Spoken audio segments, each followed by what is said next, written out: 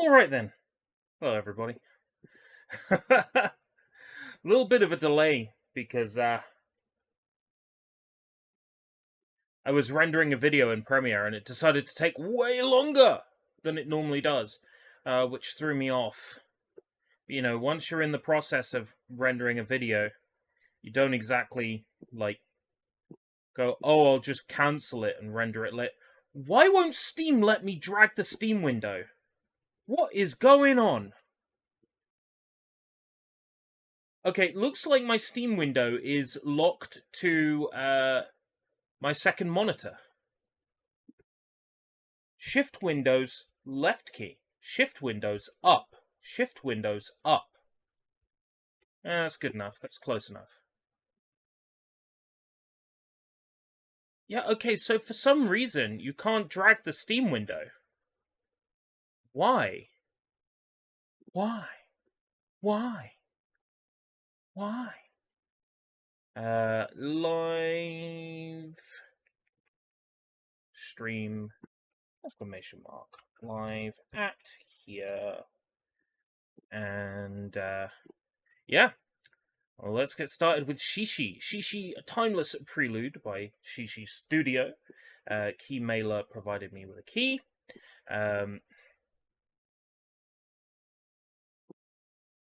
I saw this. I'm gonna be honest. The art style kind of made me cringe.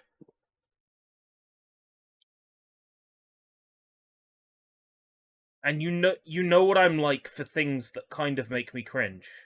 So my interest in this game was purely from the art style alone. Just need to make sure I'm set in the right audio mode, because it would appear the game audio isn't showing. Yeah, speakers 3. Yeah, figures. Slight lag.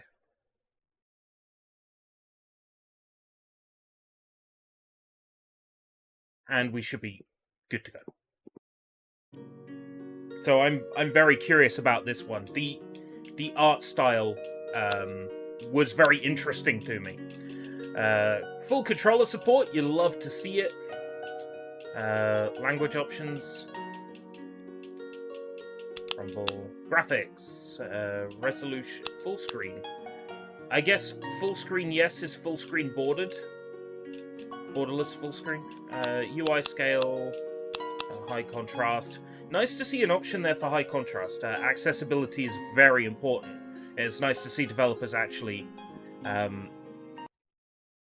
paying attention to that as an option. The accessibility options don't seem as in-depth as, say, something like Brock the Investigator, but there's still a great deal of just having a high contrast mode and UI scale makes all the difference. General volume controls and game controls. Well, I might as well jump straight into this. So from what I understand, this is like an RPG, like a turn-based RPG, but it sort of has like a roguelike thing going on. Oh, DLC. It has sort of like a roguelike thing going on, whereby you play levels over and over again. Oh, it comes with a Halloween mode. Okay, we'll have to check that out. Well, let's get started and see what we've got going on here. Once upon a time in a magical kingdom, there was a young mage named Elia. Elia was training to become an oracle. Oracles were powerful mages that could control time. For centuries, oracles protected the world from darkness. Now it is time for a new oracle. The Oracle of Seasons! Will Elia succeed?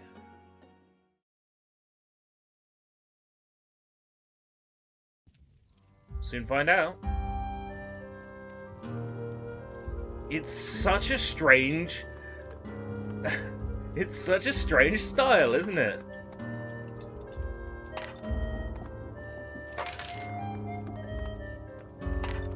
It's so weird to look at. But that gives this an identity. Would I have requested a key for this game. If it didn't look like this, no, I wouldn't have. So I tell you what, it's an identity, and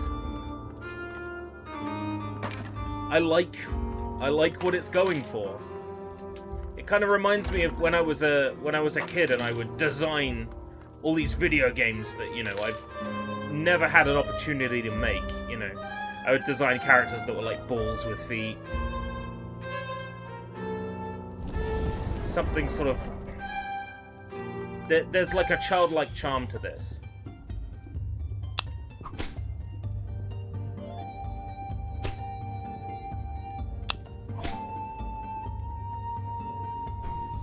So it turns into JRPG-style gameplay when you bump into an enemy, but you've got like an Ocarina of Time-style health bar.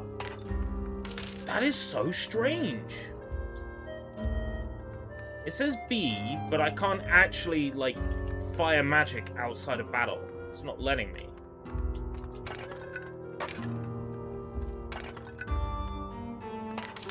So maybe I can cast magic outside of a fight, to, like, solve a puzzle, maybe. I've expected I'd be able to shoot my fireball. Probably can now, yeah. My sphere.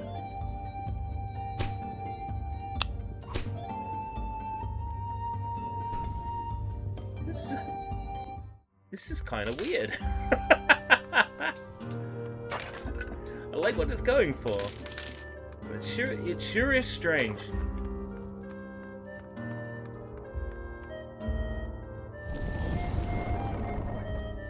Ooh, it's a room. Welcome. Have a look at the merchandise. I don't know what any of these things do.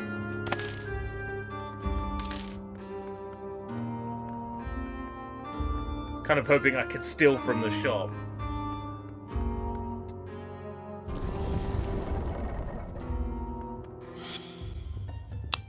Actually, I don't want to be called Thief for the rest of my save file.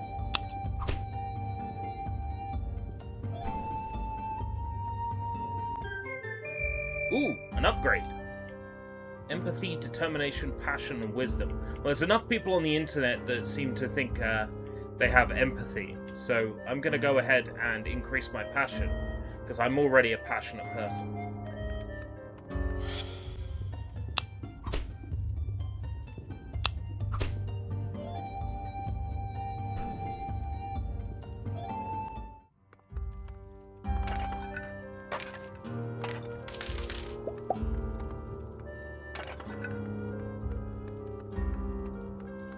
Ooh, it's a blue one. My sphere did a little more damage on the blue one. Oh, my attack seemed to do a little bit more damage as well.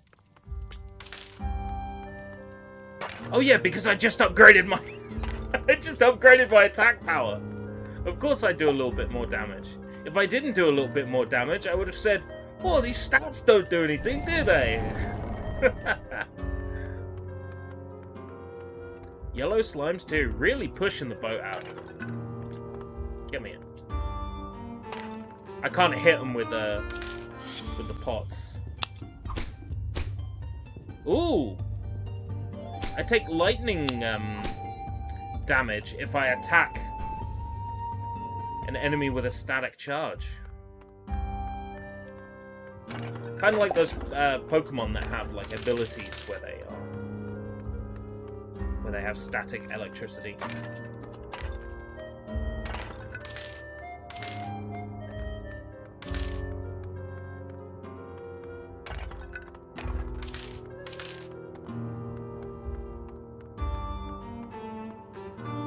Do the diamonds over the doors mean anything?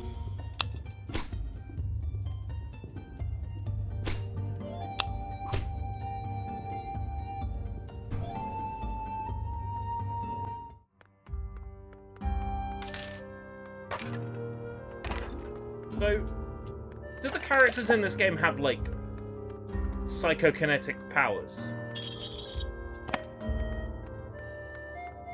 Because Elia can hold items over her head without hands.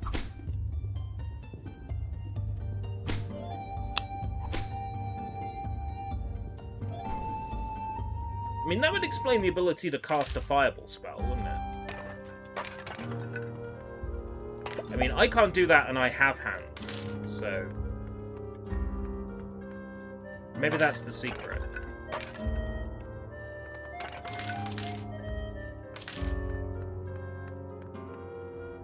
Da-da-da-da.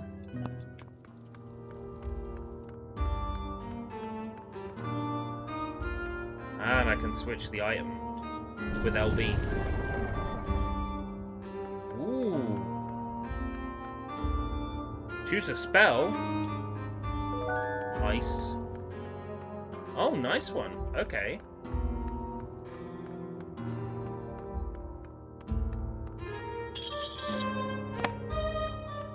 Be a key somewhere. Well, I've checked every room, haven't I? I've got a key for sale, do you?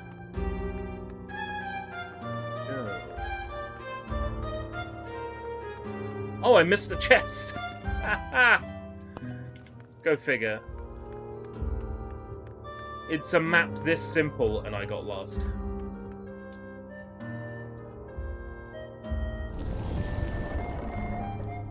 Oh, hello, you're cute.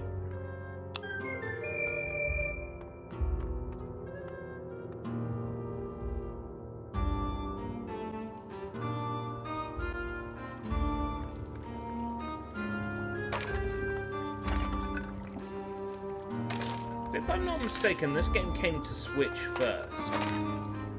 And then it's just had a PC release, I believe, the day that I'm playing this. This is the Steam version.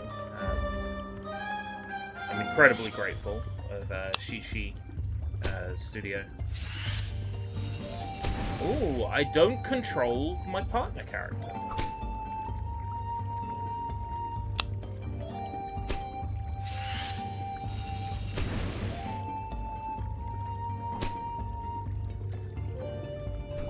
Enemies have got a little bit more difficult now. It did feel kind of strange, you know, getting a second party member when every enemy was dying easily.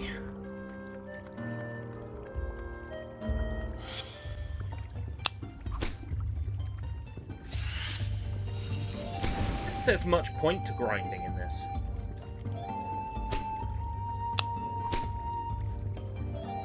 We'll find out as we carry on.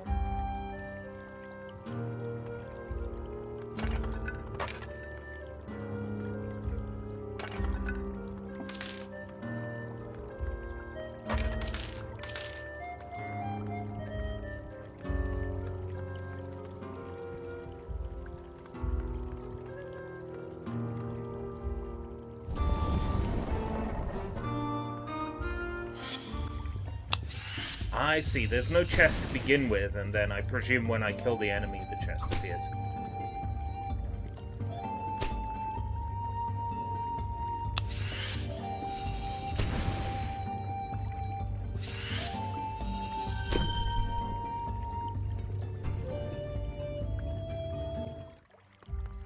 There we go.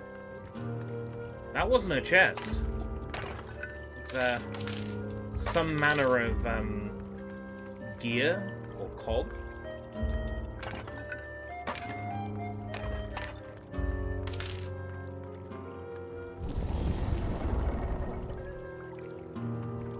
What's that? Max health up?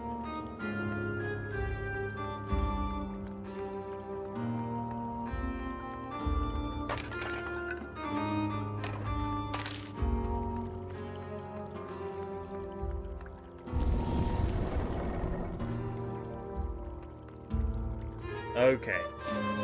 Oh. Maybe not fall in the water.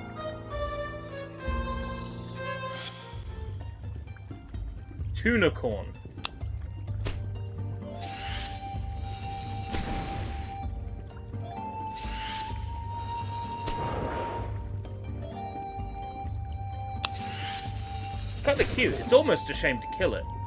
Never mind. It took that much damage off me. That much health off me. It deserves to die.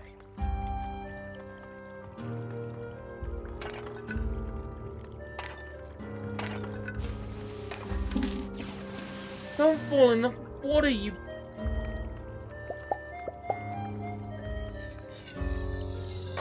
Well, I wish I could just swing my sword here and destroy the pots that way. Swing my staff. So having to throw them means having to make sure I don't throw them in the drink.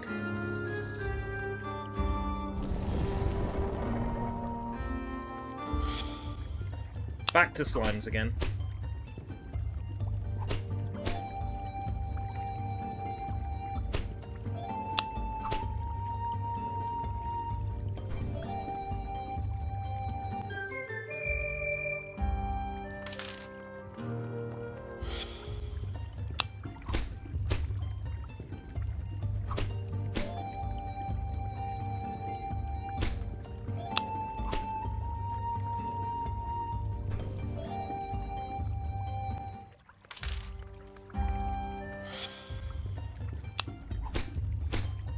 Maybe don't use my physical attack. Maybe don't get electrocuted.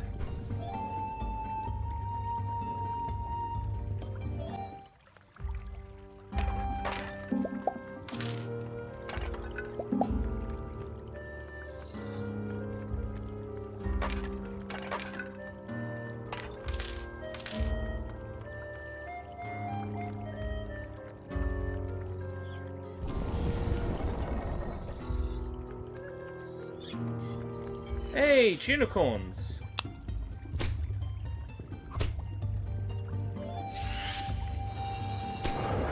I get it, because it's a unicorn's horn on a tuna fish.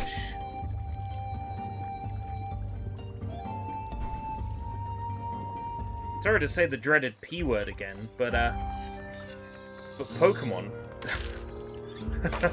That's a Nob Ogasawara level Pokemon name.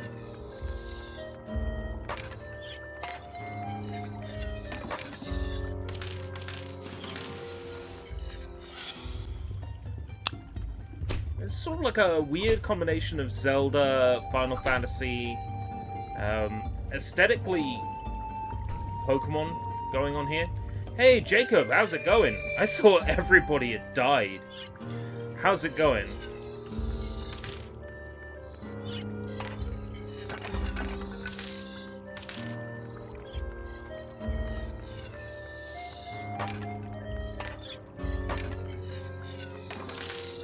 Maybe just, you know, Thursday night, everybody's busy. It's nice to have you here, though. I appreciate it.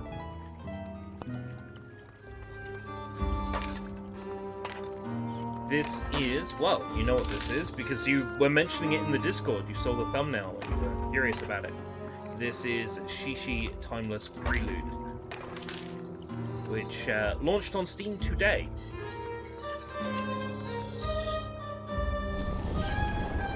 Managed to get a key for this through Keymail. Speaking of keys... Oh wait, no, this is a spell, not a key. We've got lightning, water, wind. Wind! Wind is good.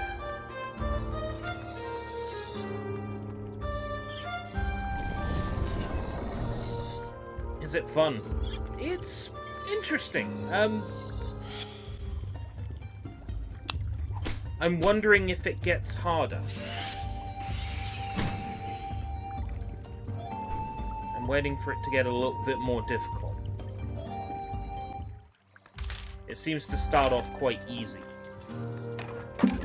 I picked normal, so to think there's a difficulty that's easier than this one is interesting.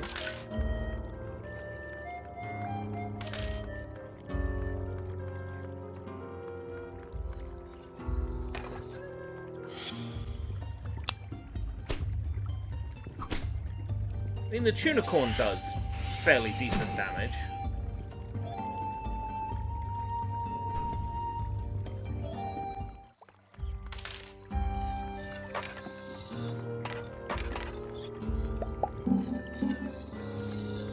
There appears to be some manner of, like, inventory with the potions.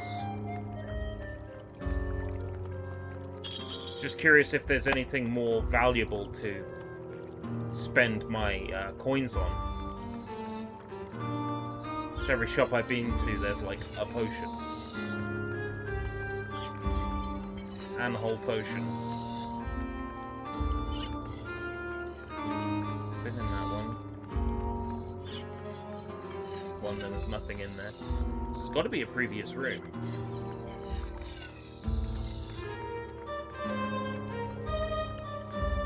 I could have sworn I was in this room earlier. Did I forget to pick up the key? Maybe the key doesn't appear until you kill everything else. So is somebody else going to join my party? Or is there going to be something else in here?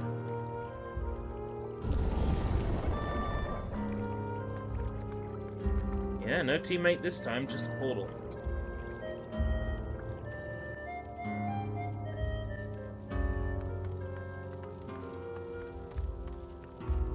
Oh, it's a desert. This one's desert themed.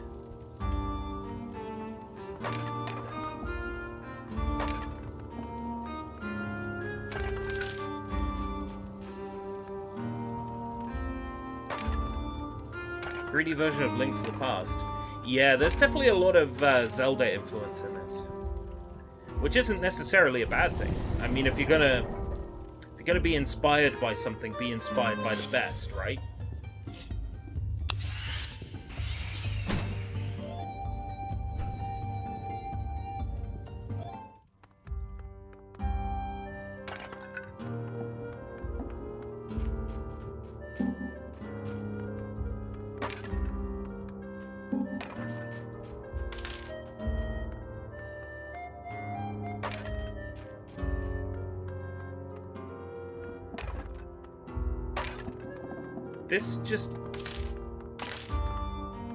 This just makes me feel like, why am I, you know, letting myself be stopped by concerns of, like, my drawing and art style, if a game with balls with hairstyles and feet can be this endearing and engaging? Why am I so concerned that my programmer art would put people off a game when this is so good with its odd art style? Trying to find a way of wording that doesn't sound like I'm criticizing the game, because I'm not. I adore this weird look.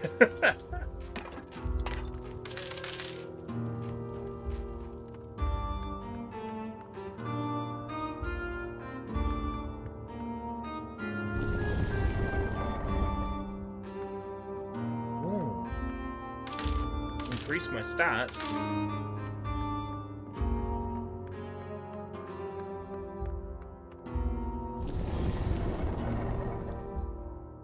Hey, Steph.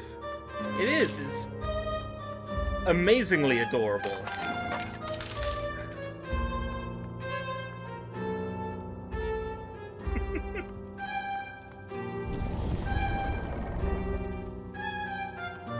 They almost look like characters from, like, a children's educational show.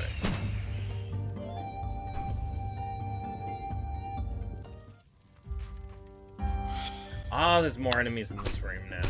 Ah, I shouldn't attack the slime directly. The slime electrocutes me. Yellow slime zaps you.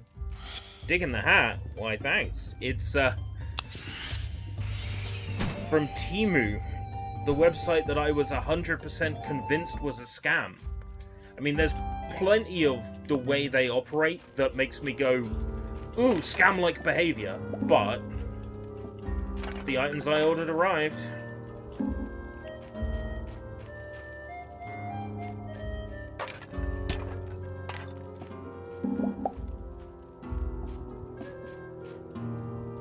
I was convinced they wouldn't.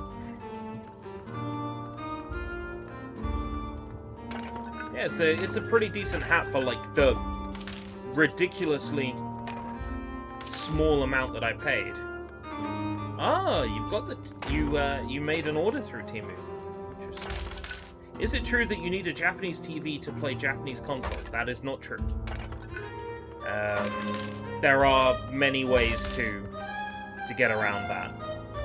If it's a Japanese games console that uses SCART, you can go SCART out from the back of your Japanese games console into HDMI adapter and get around it that way. Oh, Windows Alt-tabbed out of the game again. That is a weird thing that only seems to happen on my machine, and I have no idea why I get Alt-tabbed. Yeah, everything arrived and it was cheap. That was what weirded me out.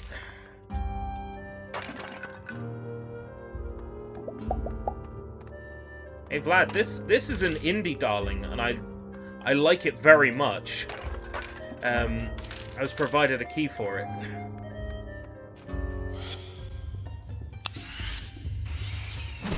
Oh, wind. That's what I was going to cast. This probably won't work. Oh, it does decent damage, actually. It's not like Pokemon where using fire on a fire Pokemon won't hurt them, sort of thing. Blasted me again. Yeah, I'm seeing that quite a bit in the chat. And of course, there is definitely a Zelda-y influence on this. Even down to pots containing items. The hearts indicating the health bar as opposed to numbers.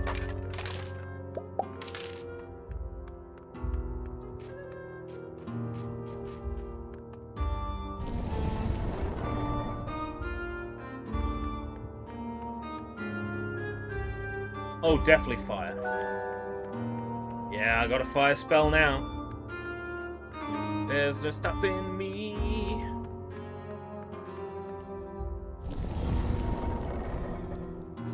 Yo, what is that?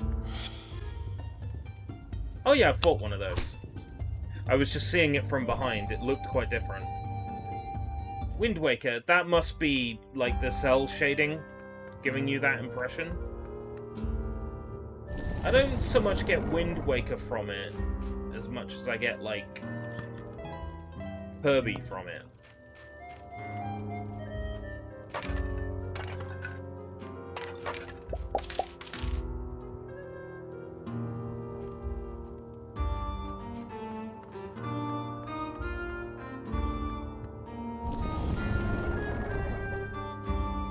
Ooh, blue coin.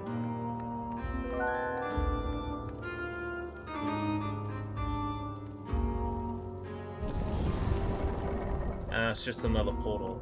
Right, okay. So onwards to the next floor, I guess.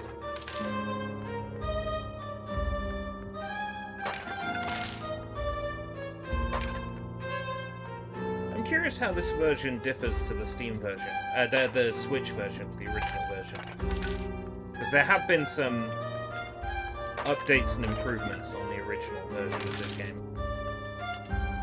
Steam version. There was a post on the community page, and normally what I would do before a stream is read that and prepare that information and have it on hand, but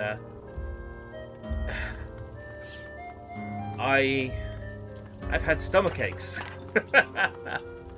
and trying not to be ill has taken priority today. Yeah, the resolution's quite nice, and the smooth frame rate is appreciated. With every Scooby-Doo talk we had this week, I want some new games or remakes. I would love a new Scooby-Doo.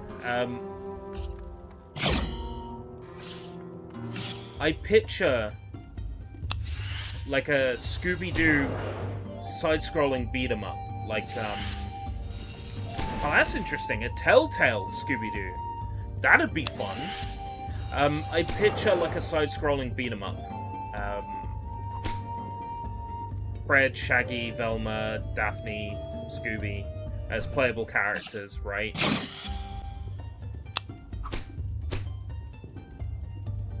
fighting their way to the heart of a mystery in the style of TMNT. Was the one that released a couple of years ago. In the style of that. In the style of a tribute games title.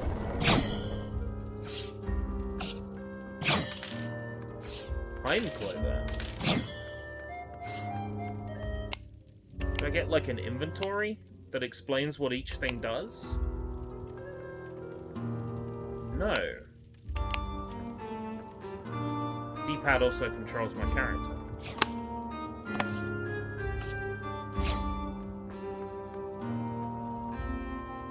A readout of what each item does would be handy.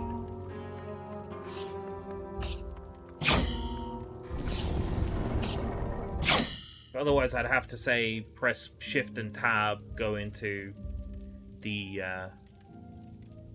see if that information is available on the store page.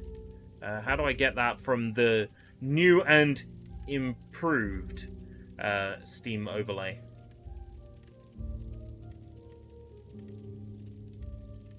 Playtime, players, notes, guides, I guess. Or discussion. Right, okay. All.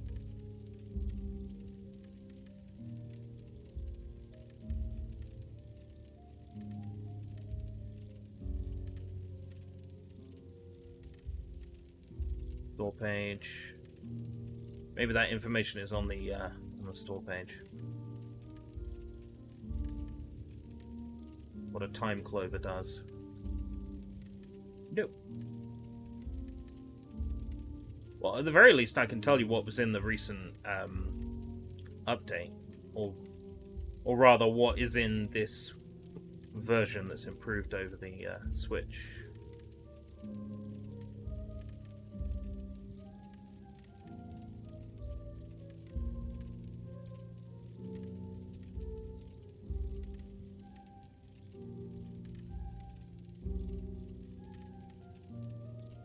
No. There is a distinct lack of information available. If there's any takeaway from this stream, the developer might want to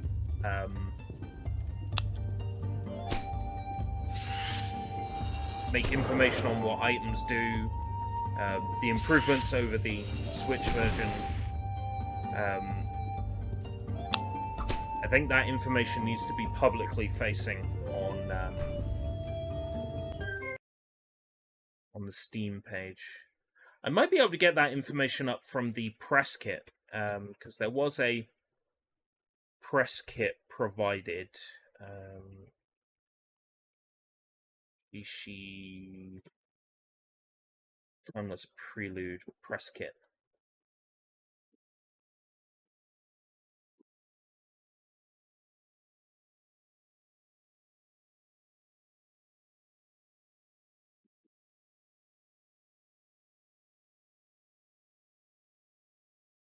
Many updates since launch, adding new features, characters, items, and more.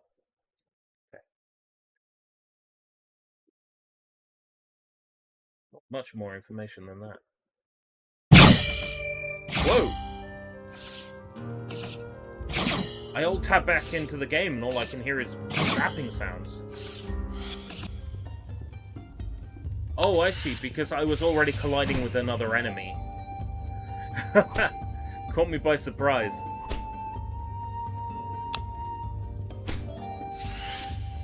Why does my weapon look like a lollipop? I think it's a magical staff.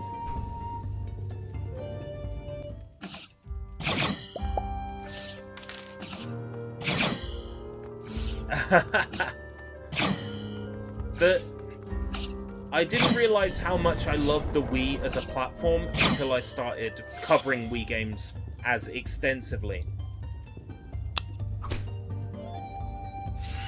It really is something to be said for that wacky system.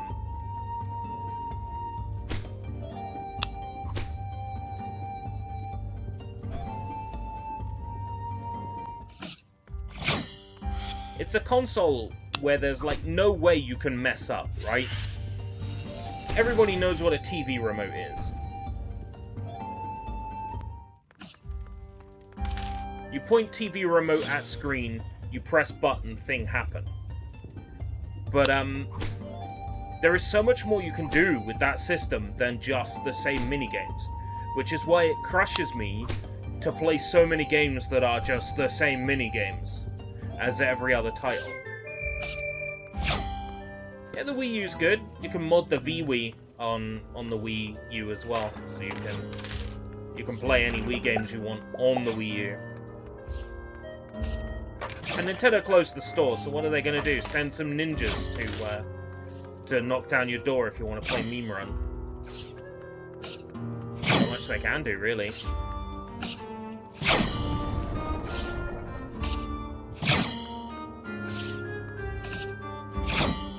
Of course, I like to play on hardware games that I own for Existential on Wii.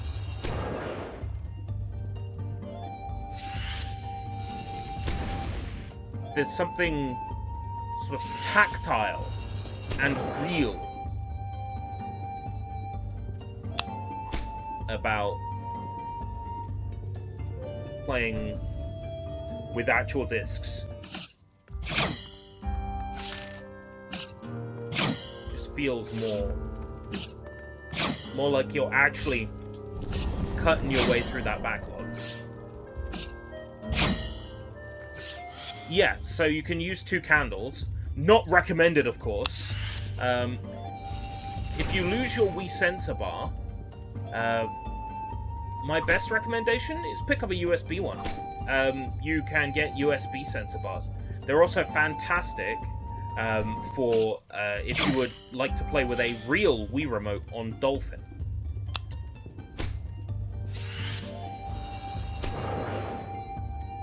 Why does the candle trick work? From what I understand, the Wii IR sensor is really only looking for light. Bright lights. A left light and a right light. And because candles burn at, what, 420 degrees centigrade? No, that can't be right. 420 degrees Fahrenheit. That probably gives off that amazing bright light that the Wii Remote picks up on, and it goes, oh, yes, there's a left light and there's a right light.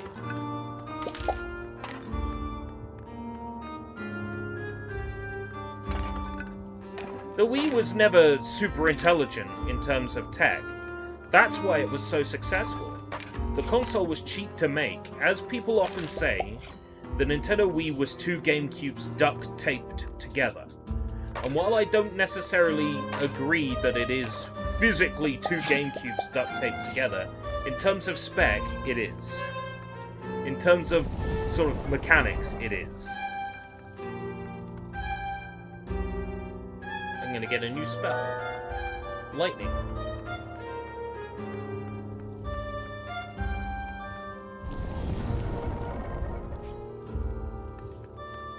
So what you do is you take 2 GameCubes stuck together, you slap on some basic IR technology that's been used by TV remotes for like over a decade.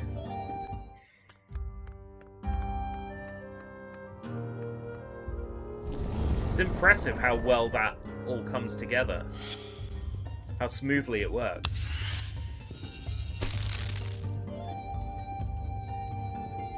So there is type advantages here. Lightning doing more damage to the Tunicorn because it's a water creature.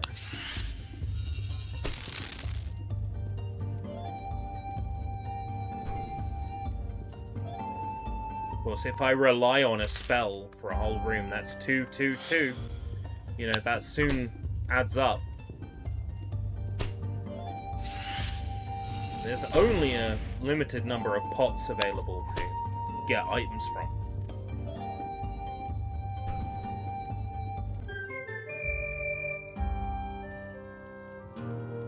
Well, yeah, that PSVR was built off of like the remains of the PlayStation Eye technology, right? It's just PlayStation Eye.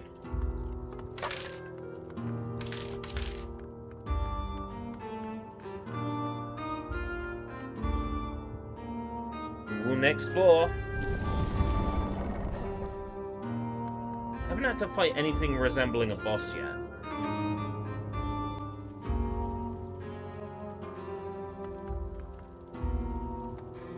And does this not look like a boss room?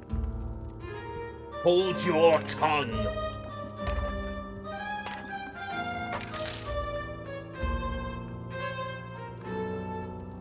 That lack of PSVR support for PSVR 2 is the real kicker.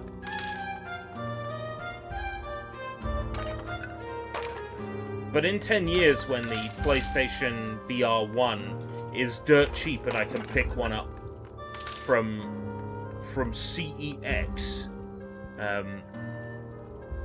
I'm looking forward to playing Danganronpa The Trial then. That's something I'd pay 40 quid to play.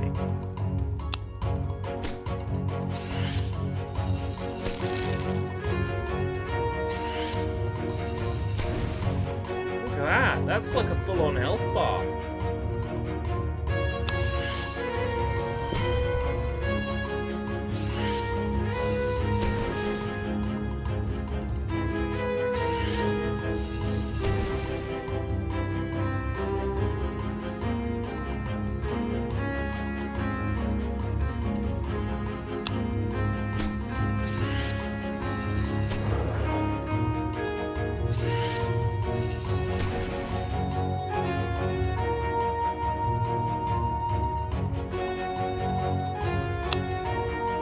My physical attack like 50.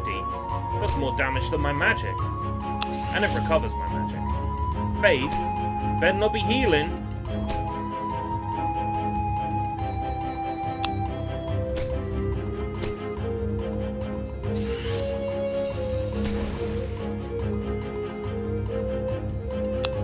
Sega was working on a VR headset around the same time as well that used Mega Drive hardware.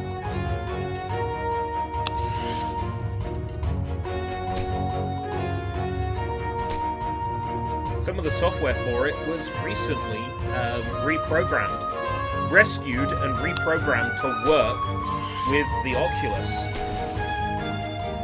Which is pretty cool.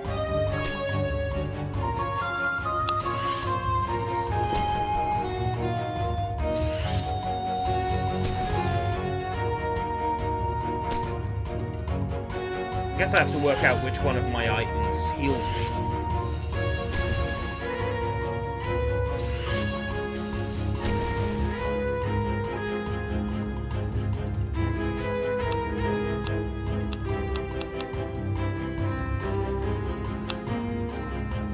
Red potion. Tiger R-Zone.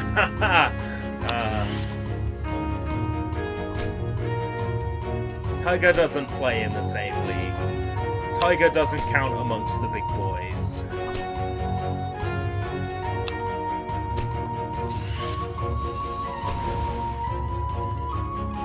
This has become a full-on JRPG boss battle.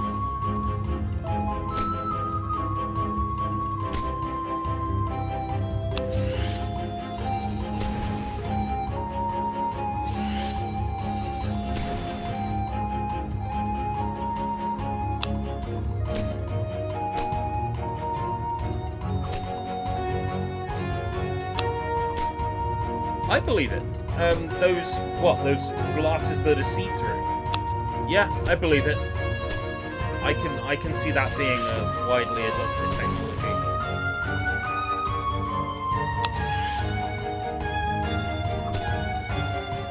Being able to go about your day-to-day life with a heads-up display? Yeah. Oh, I'm missing my car keys, and then they glow in your VR glasses. Yeah. I can see it. Well, not at that price, but all technology, right, starts at a high price and then eventually comes down. If you had told people 30 years ago that people would have a television in their house that connects to the internet and can watch any film ever made at the press of a button, they would have hauled you down the street in a car with a sign saying lunatic and had people point and laugh at you.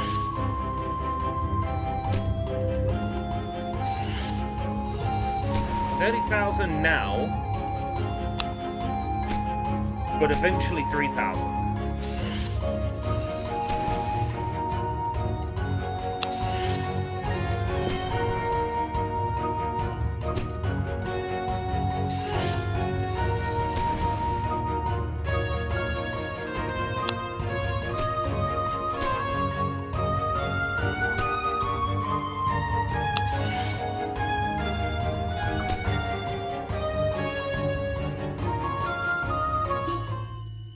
Yeah, I can see augmented reality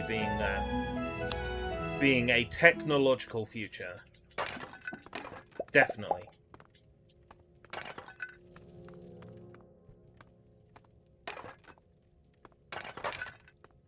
It's definitely technology I would like to have. I remember playing Watch Dogs, right? And in Watch Dogs you have these digital trips that you can go on, where basically the world around the character becomes sort of like digitized and becomes a video game space, and you exist within the video game space. And there's this game mode in Watch Dogs where you have to run around and collect coins while avoiding obstacles. And it's basically a free running game. And I could see that sort of technology being used in real life for an augmented reality game. I tell you, if I had that augmented reality game to play, I would be fit. I would be fit and healthy.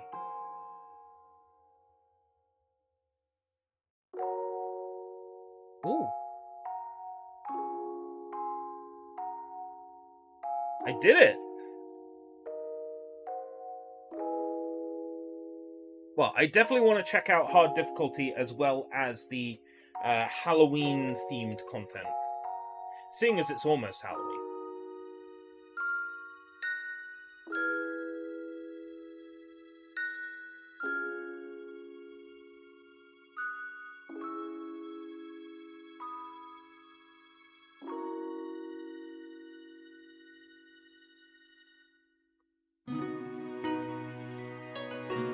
I do like the art style now. It's kind of like Gregory Horror Show, but instead of everybody being a cube, they're a ball. I actually hired people to do the localization. They didn't just slap it through Google Translate.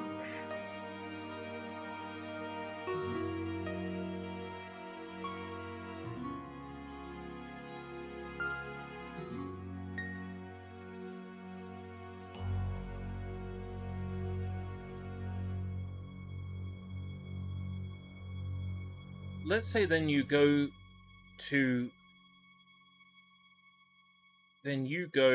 I go to the UK in VR. How do I know that your room you're in have every single game you have? Because I imagine that being a thing. Oh, you mean like being able to see every game I have on my shelf?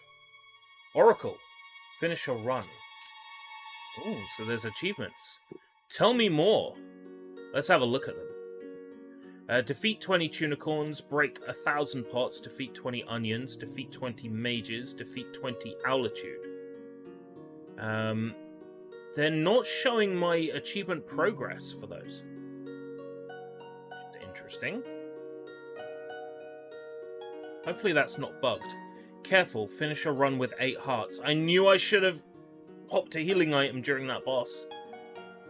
Finish a run with 200 or more in your wallet. I did. Are some of these bugged? Let's do a run on normal next.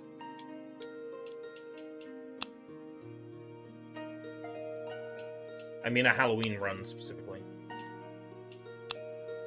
Curious how it differs. You're not too late. I completed a run. But the thing about roguelikes, or perhaps more accurately roguelites in this case, is that they encourage multiple playthroughs.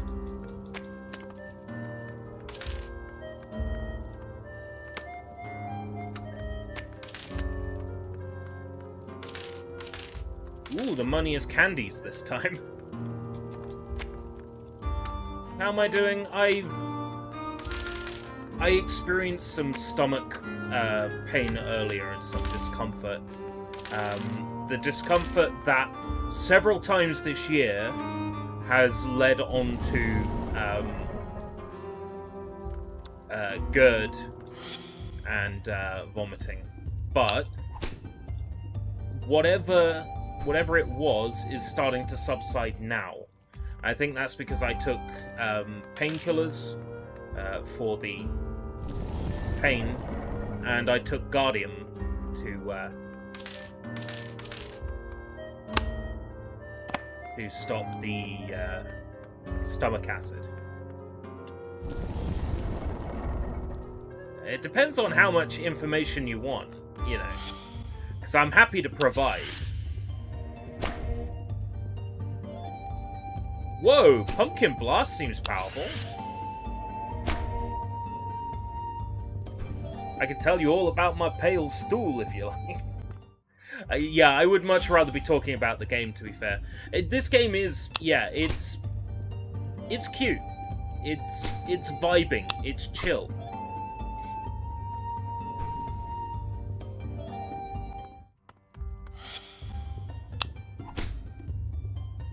I'm glad to hear it. It feels weird to stream something that isn't a Wii game.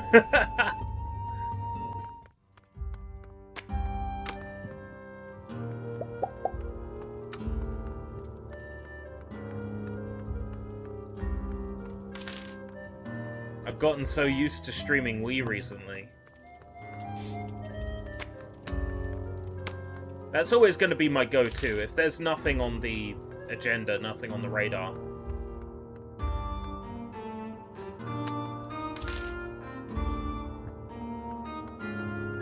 There's plenty of Wii to get through. I've been thinking about how I'll go about doing PS2, whether I'm going to use a slim PS2 or a fat PS2. I'll probably use a slim PS2. That'll likely limit me just to the PAL games for the time being, but that's not necessarily a problem.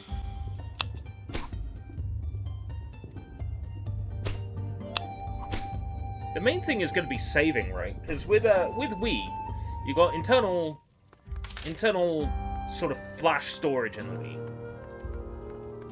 There's always enough room and space for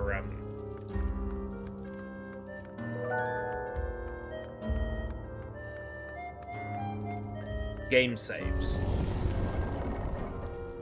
But when I start covering PS2, I'm going to have to keep in mind saving, like save space, how many games I'm going to be playing that are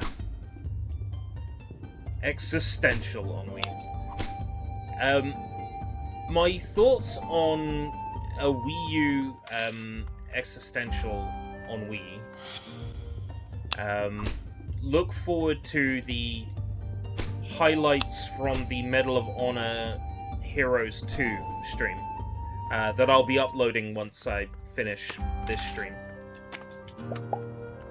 In that highlights video, I briefly mention existential on Wii U. I think it was Sushi originally who asked if there's existential on Wii, does that mean we can get existential on Wii U? And what I said during Medal of Honor Heroes 2 was Wii U has the word Wii in it, was what I said.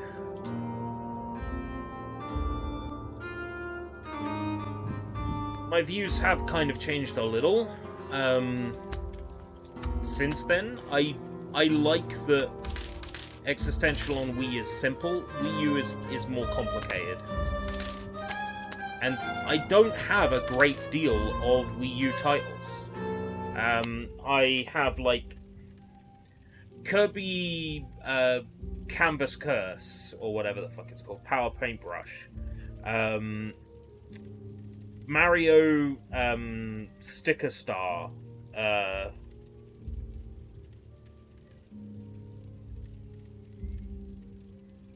The Walking Dead Survival Instinct. Zombie U. Xenoblade Chronicles X. Star Fox Zero. Like, it's all the major titles that I have, right? I don't have anything that's, like,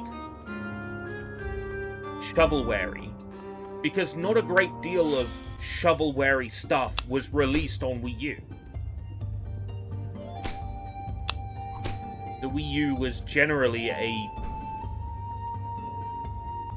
shovelware-free console for the most part, because all the publishers saw that the console was doing badly, and they steered clear of it. So all the people who would have released junk for that system didn't, because they had zero faith in it.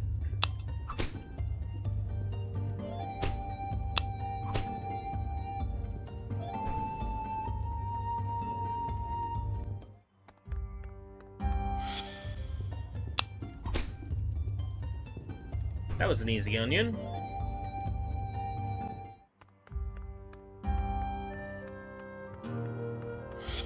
This map is more open, I like this.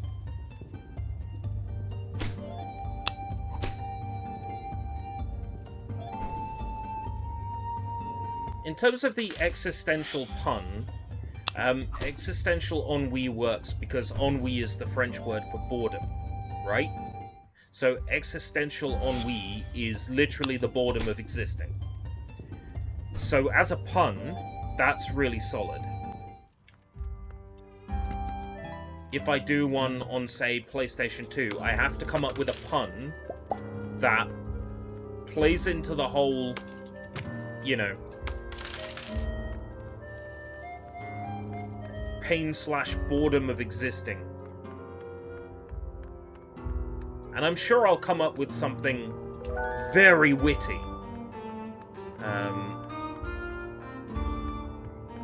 But as of yet, I haven't thought of anything very witty.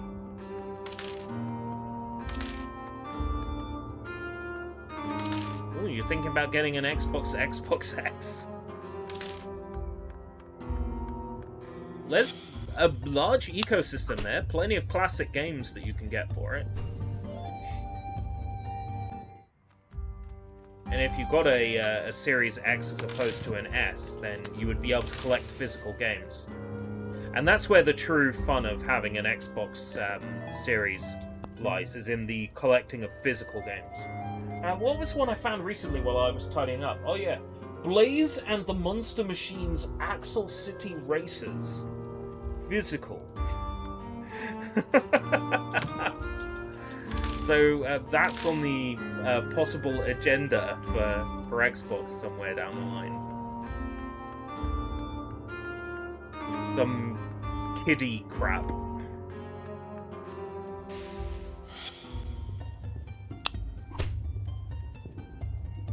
Ennui. Ah, that's really clever. Yeah, so ennui is the French word for boredom. You know, if I'm not experiencing ennui on the Wii, then we failed with existential ennui. So if I do a PlayStation 2 version of it, I need to come up with a clever pun that incorporates that. And I will come up with something. I'll just have to dedicate some time to thinking of it. Yeah, so ennui is ENNUI, ennui.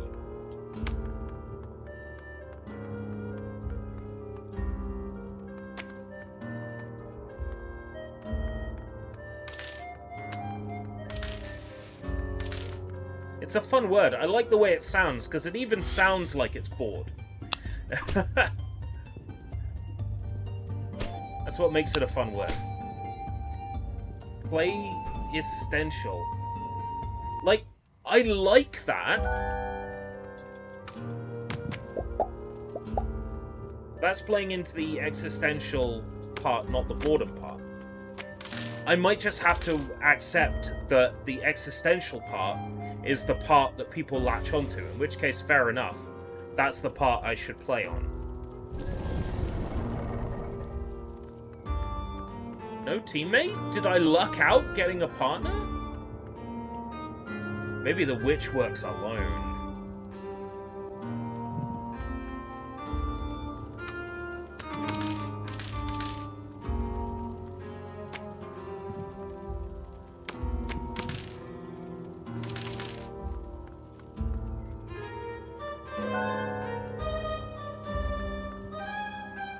Treasure chest. What's inside?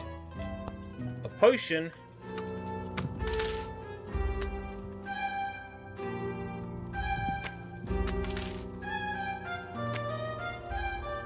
Righto. Essential.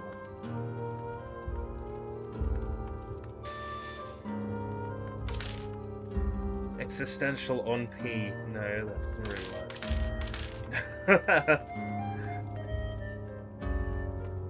I'll think of something.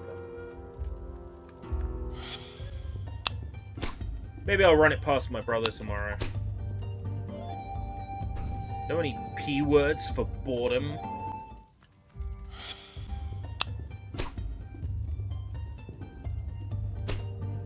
That's a good point. I can check for synonyms.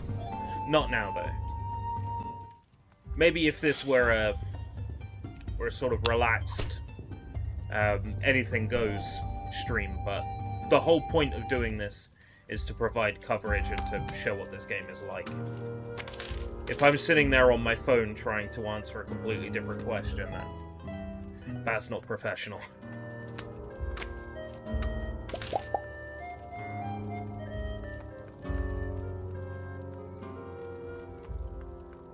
There really is something compelling about this. On the subject of French words, a je ne sais quoi.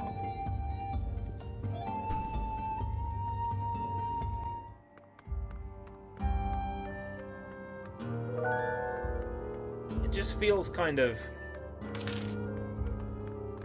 relaxed.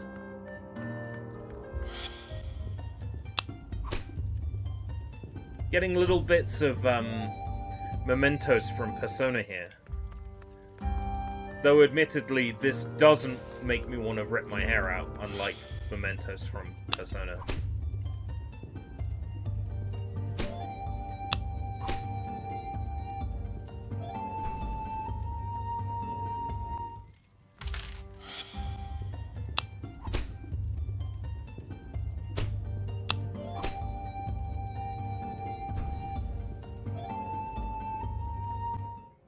Welcome back.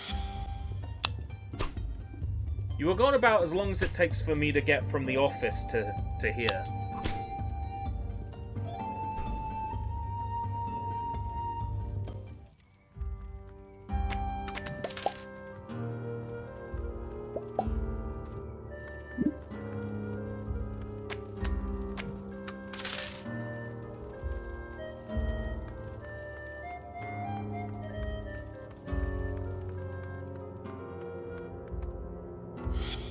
I was waiting on a Temu order that I hoped would arrive today, and it unfortunately did not.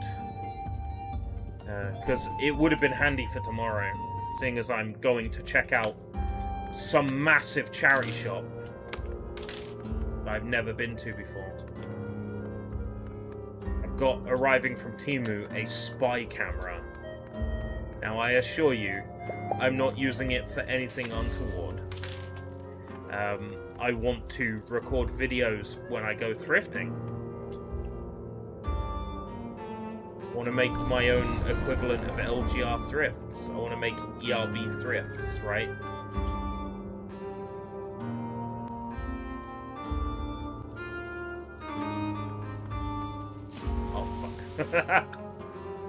Whoops.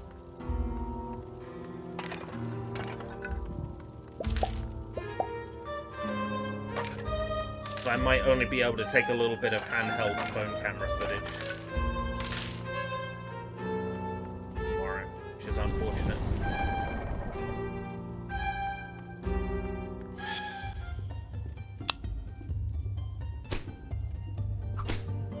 I'm so glad the enemies are scaled to the fact that I have one character in my party.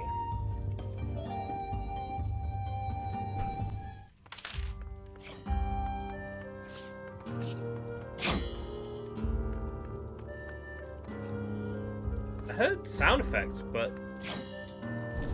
maybe they're behind. Ah, it's these birds. That's right. These birds make a lot of noise.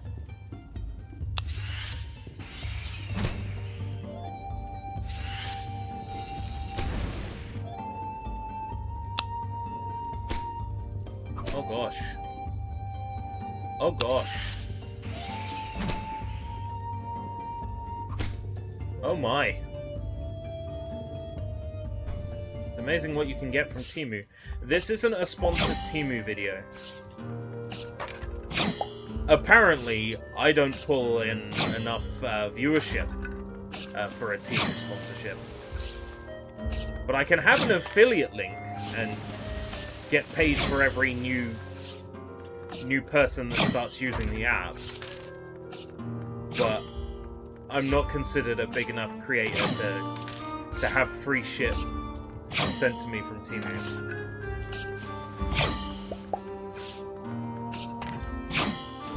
Which is fine, I didn't want to support their website anyway. No,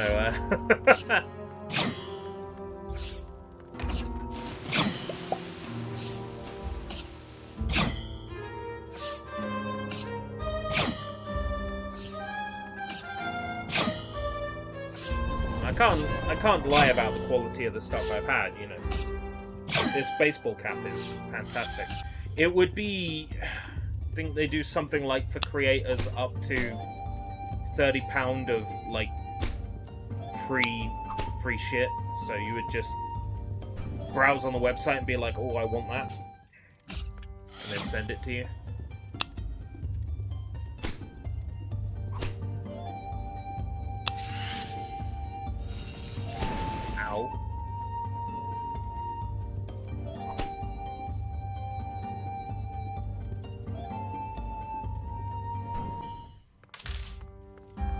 Any health in here? Yeah.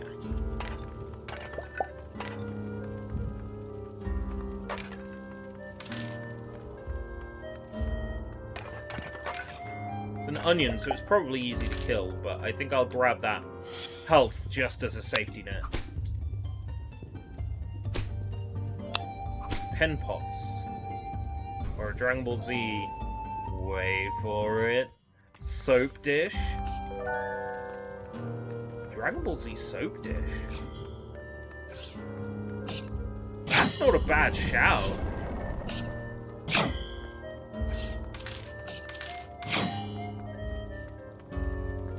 BRB, need to pitch something to Toei.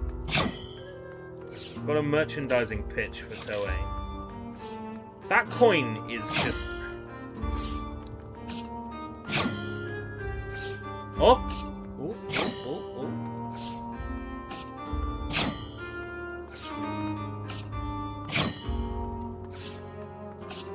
Come on.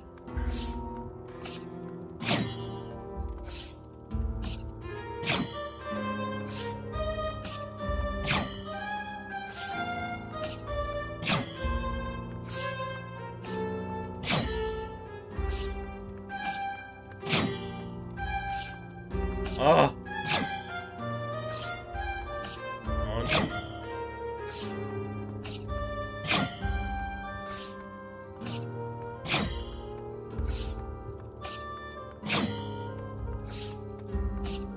On that coin! There's gotta be a way.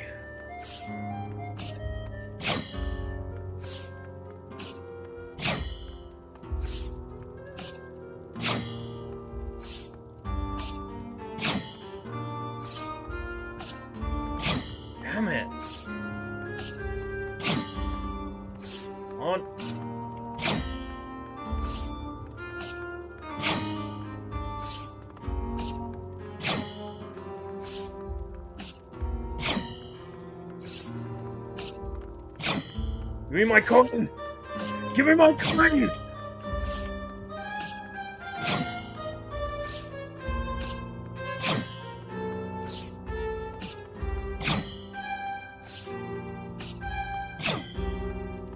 Kind of hoping I could, like, go back and forwards, back and forwards, back and forwards to, like, climb it. Let you know I feel ripped off. Wash your hands like a Super Saiyan. Cleans up the worst messes. Even if you've been in the hyperbolic time chamber for 4 years, you'll get clean with this Super Saiyan soap. Funny you should mention that. There's a lot of those on Temu. The whole reason why I haven't bought one is because I know exactly what I'd be getting, and I don't think there would be any entertainment value in streaming it. It's the low-hanging fruit to go for those emulation boxes that are full of bootleg Dendy ROMs, you know? Like, I'm playing this bootleg NES console. Gee, I wasn't expecting Alice Cooper in Super Mario Brothers. No, of course you were expecting Alice Cooper in Super Mario Brothers.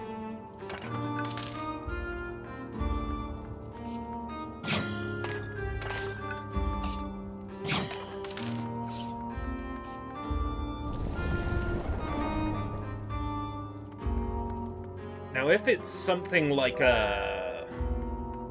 Oh, what are they called?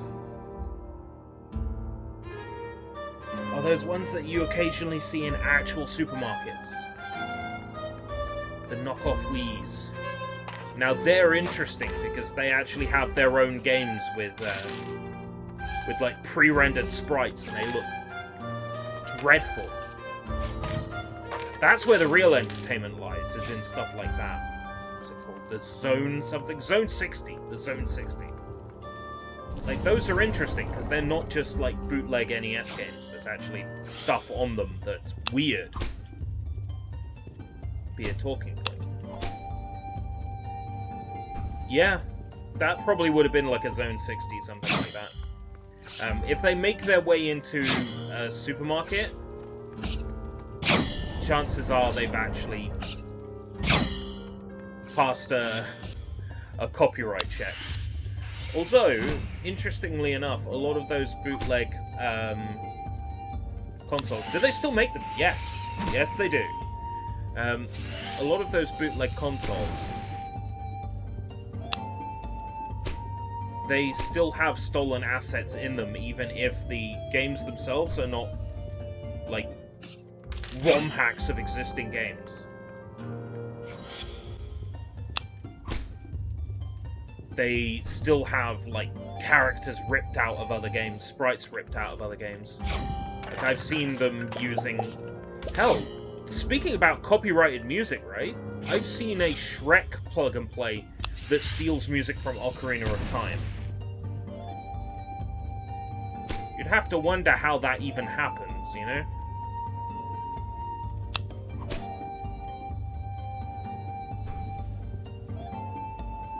Well, they figure, right? Sell a cheap piece of Chinese plastic for 20 quid. Someone's gonna buy it, right? Whether it be some grandmother thinking, "Ooh, my children like video games, oh, I'll buy them this video game console, it's so cheap." Or it might be someone trying to relive the joy of having a Nintendo Wii. There's a lot of people who are into the Wii stuff right now. And I don't mean water sports. I picked a good time to be covering Wii games, because there seems to be a recent resurgence in the Wii. I think it's old enough now that people are nostalgic for it. And where there's nostalgia, there's eyes. As long as I continue to cover Wii, I should continue to grow an audience there. the issue I have is that when I started my YouTube channel, the Wii was new. So I have videos of Wii games going back to when the Wii was new, and now I have live streams of Wii games now that the Wii is super old. Well, yeah, you buy yourself a Wii from CEX. That's what you do, or you buy one on eBay for like 20 quid. Alright, take care, Jacob. Feed 20 onions. Okay, so it is keeping count, it's just not showing it in the Steam overlay.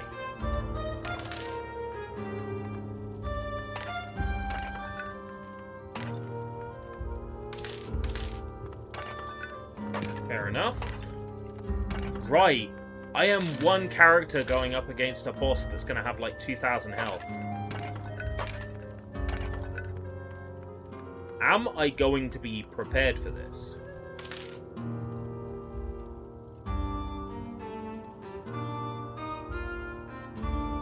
Why play Mr. Balls or something like that when you could play something actually good like Tatsunoko vs. Capcom, right? Right.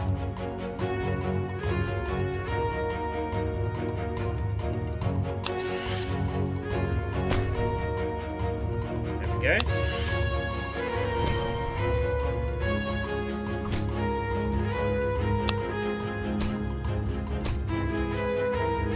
Fuck.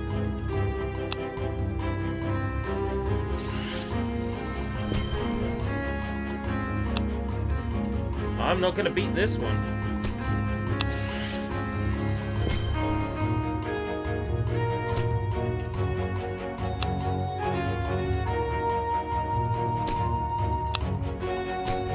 Did I luck out by finding a partner before on the last run?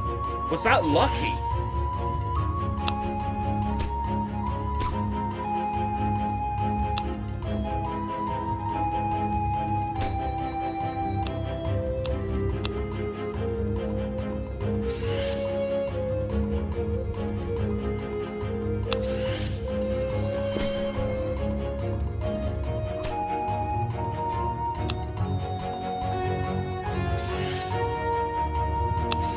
Tatsunoko vs. Capcom. I'm pretty sure I own that, but not like within like immediate grabbing distance. Wow. I feel like I was at a major disadvantage there without a second character.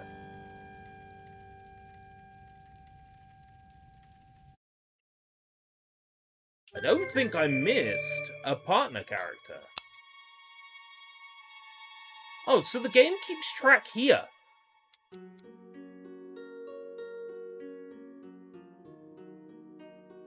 Did I get careful?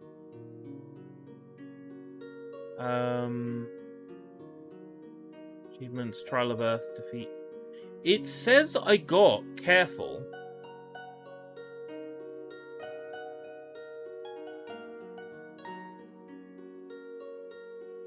And Shopkeeper. And they haven't popped.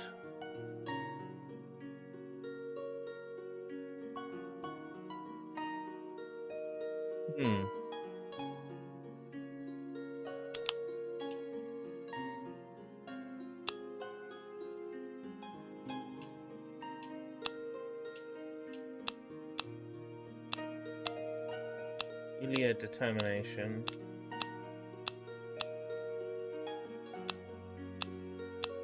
But I found a DLC character just randomly in the first run. Arcade? How does this differ?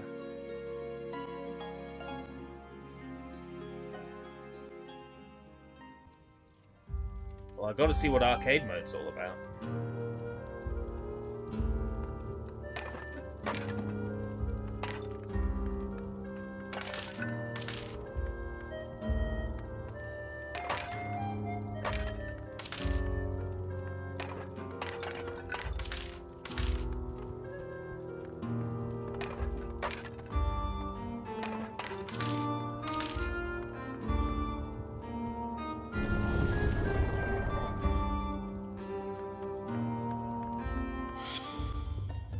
It's arcade mode, but you still enter battles.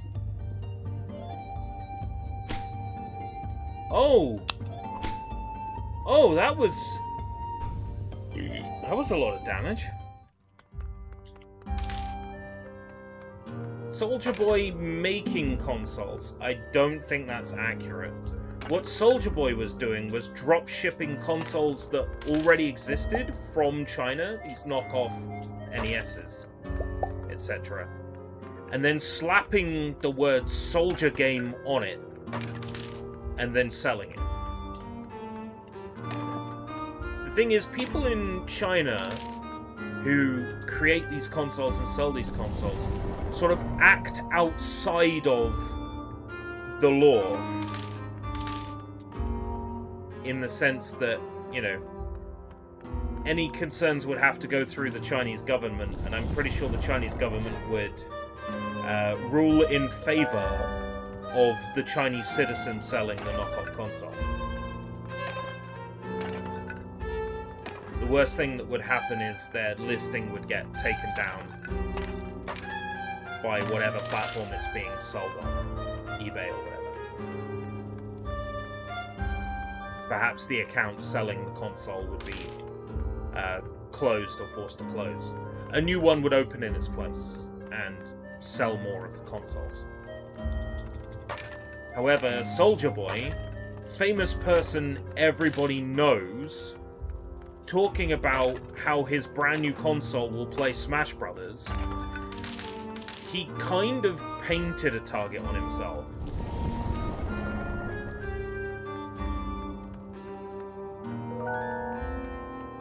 He kind of painted a target on himself there.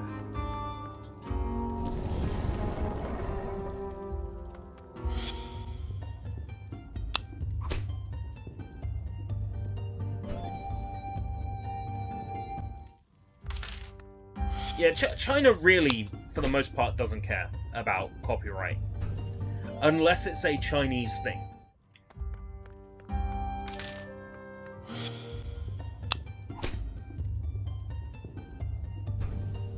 If someone in China steals a Chinese thing, it's a little bit different. But yeah, the Western copyrights, they really don't care all that much.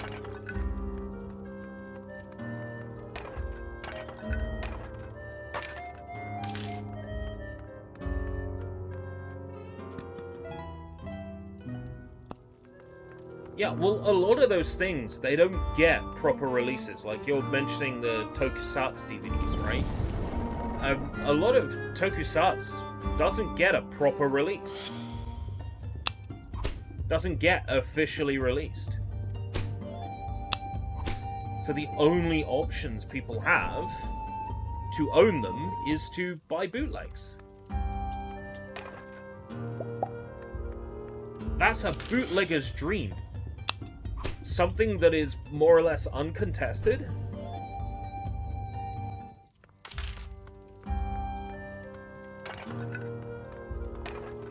Something they can churn out with little effort. Ooh.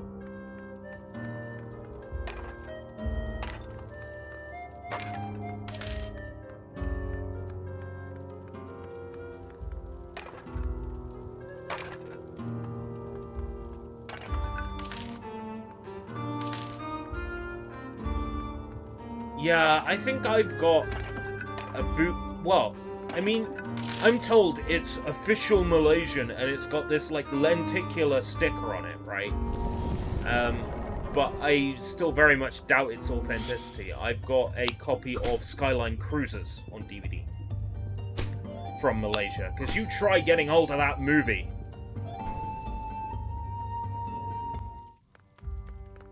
Skyline Cruisers is borderline impossible to get hold of, unless you buy a Malaysian copy.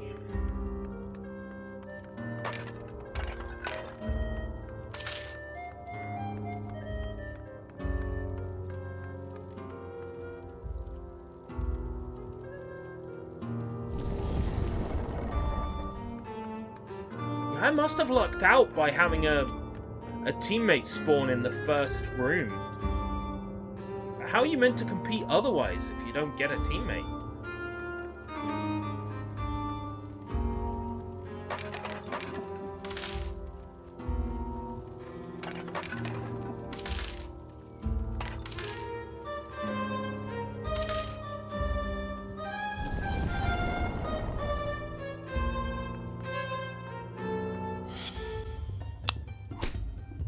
You think about, like, how long people have been running these bootlegging rings for, like, Tokusatsu DVDs, right? It shouldn't have taken until this year to get Blu-ray, to get a Blu-ray copy of, like, Kamen Rider, Kuga, or Kamen Rider Ryuki in the West, you know? They're still US. I have to play them on my PC using Make MKV as my Blu-ray decryptor. You know, I can't play it in a UK Blu-ray player. But still, finally, you know, there's a way to watch that.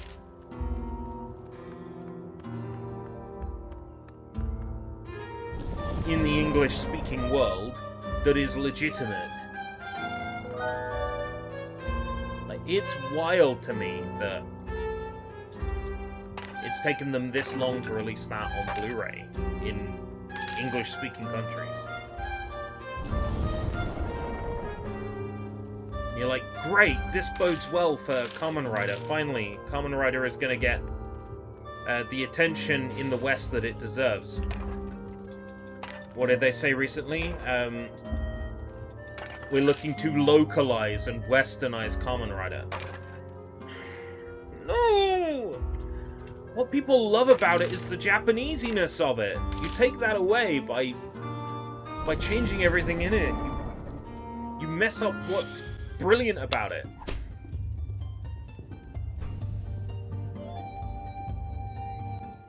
Bootlegs are piratable, they just take more work. You have to decrypt them. I use a program called Make MKV to rip Blu-rays to MKV videos. I can also use it as my decompiler. I can hook it into VLC, and it will decrypt any Blu-ray that I put in my computer disk drive, so I can play it in VLC like a DVD.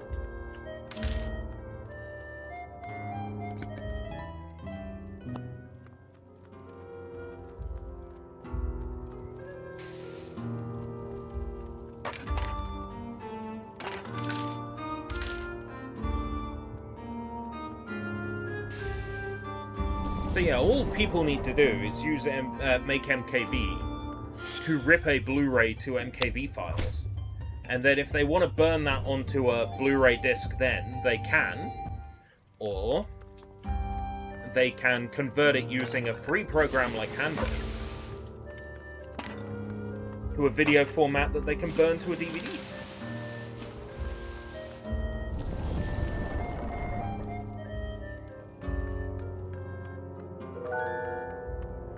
I'm not saying that people should do that. No, don't do that.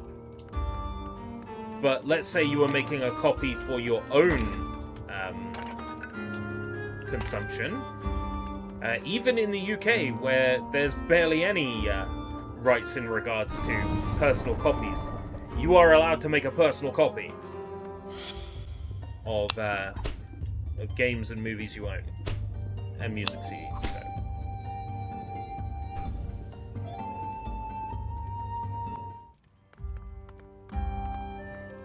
I was gonna one day sit down and just rip all my music CDs.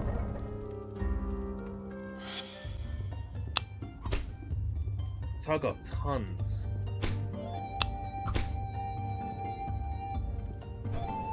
But I need to figure out which CDs I want to keep and which CDs, you know, can go in the great downscaling of the collection.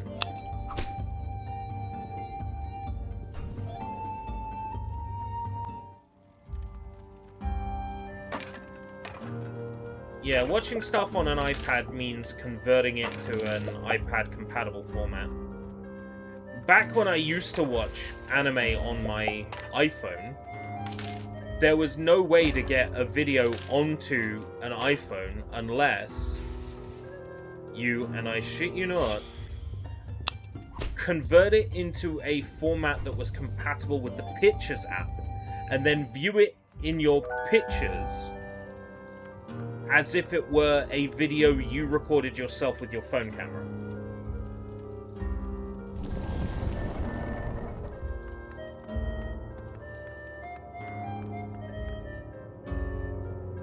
Eventually they changed that, and then with apps like VLC you could just drag it into... Explore 100 rooms. Oh, nice. You can, like, drag videos into the VLC app now. And now that iOS has finally given you permission to download files to your iPhone, you can now even transfer them over your home network. Don't even need to sync them to your phone or device.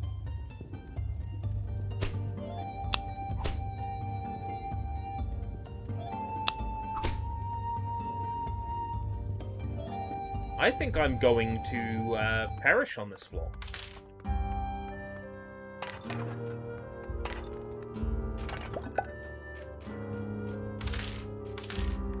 I think I am ill-prepared.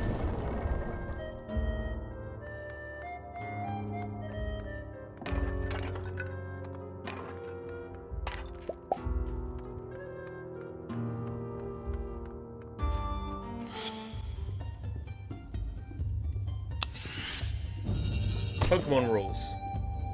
Yeah, that works.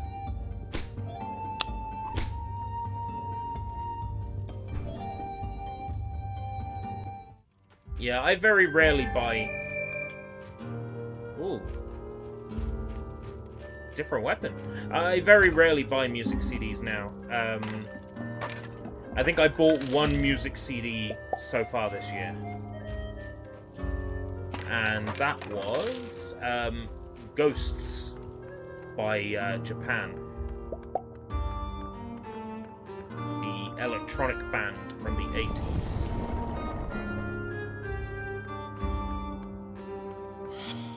If the album's not called Ghost, then it's the album with ghosts on it. Just when I think I'm winning, and I've broken every door, the ghosts of my life blow wilder than before. It's a banger of a song.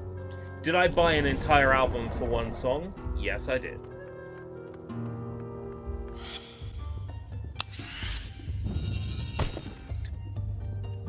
Not a clue what the guy's name is. Oh, Rock didn't deal any damage at all. Well, I'm plucked. Oh, there we go.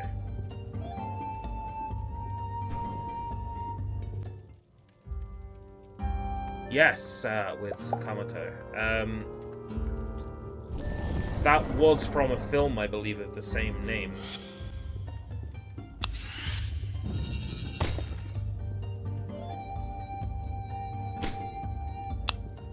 That piece of music, Forbidden Colors,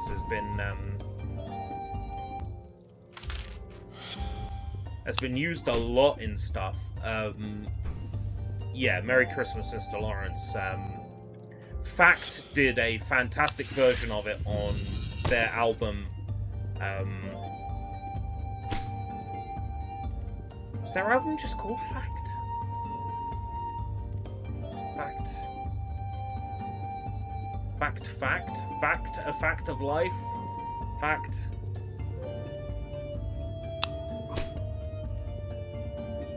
Great album, by the way. They did a version of Merry Christmas, Mr. Lawrence. The piece of music has appeared in like several C64 games, like in old PC games. It's been used in a lot of places. Oh, Utada Hikaru did a version. I have to look into that. Sphere is a shit spell. Give me a teammate. That's what I need to get through this semi-champ kind of life.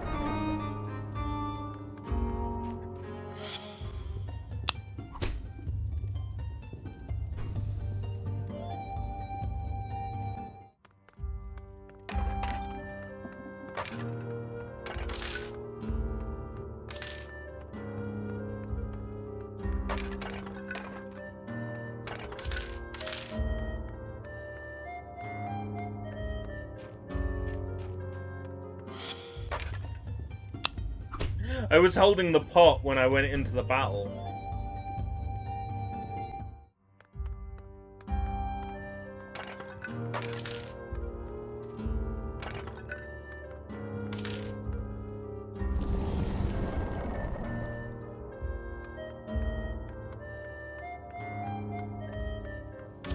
room with 1 coin in it. Big in Japan. No, that was, oh. Something beat?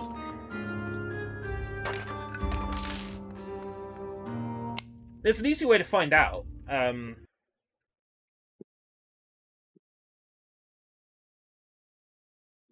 Oh, which episode of... Yes. It was, Sushi Bites, Hitabo Hero.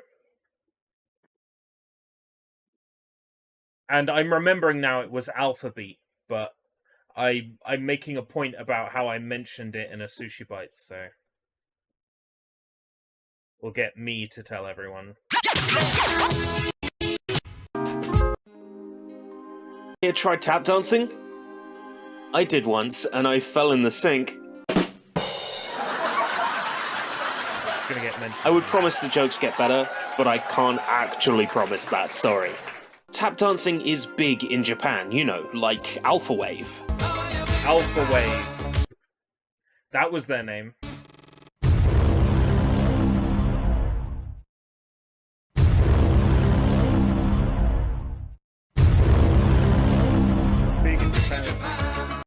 Yeah. Alpha Wave were the people who did big in Japan. There's no way I'd have remembered that, though.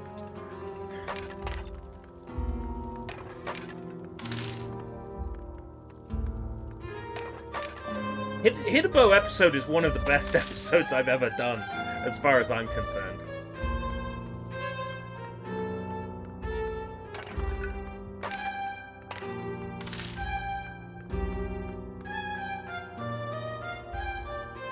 Heavy metal band doing a cover of Big in Japan.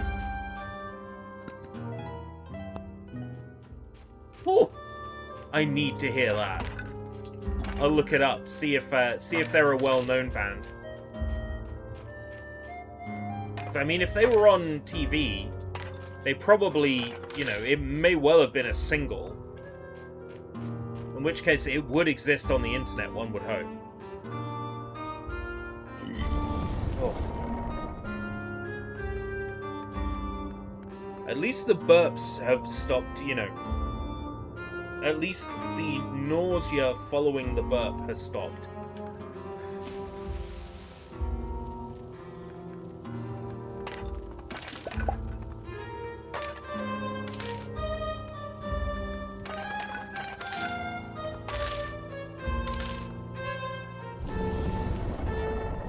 Mages, this is where I'm going to fail.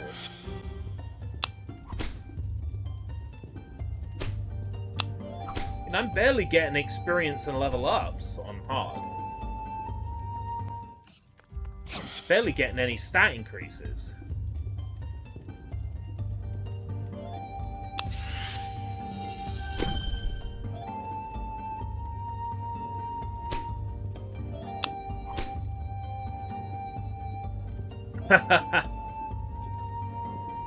I'm conscious of it on live stream, you know. I don't particularly like it if I'm in like a room with someone and they're burping.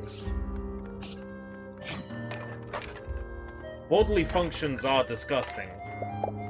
They also can be funny, depending on context, but they are disgusting. So I am conscious of it when I have to burp. You wouldn't believe how long I hold a fart in for when I'm streaming.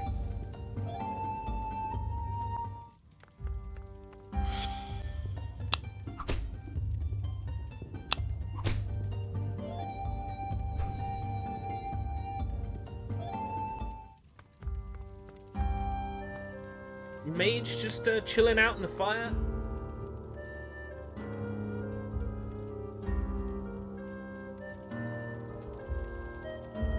What does the blue potion do then? Maybe it's a mana potion.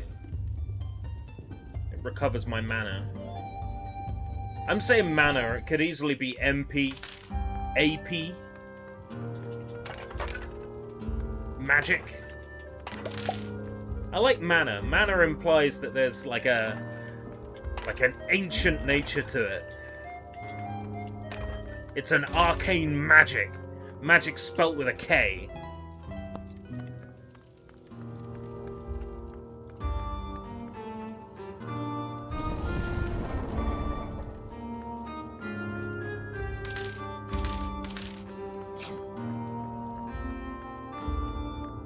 Even on hard, it feels like there's plenty of money. Like, I'm not hurting to afford anything.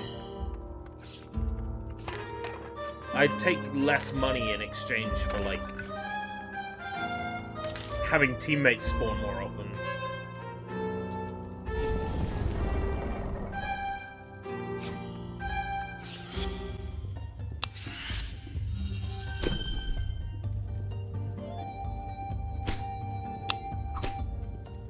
Oh, come on!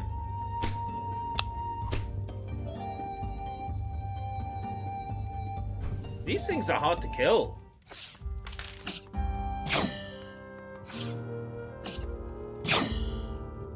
Not allowed out of here until I defeat this one.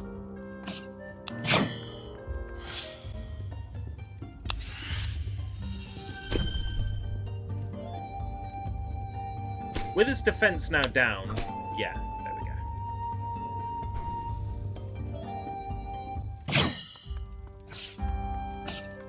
The battle screen shows pots.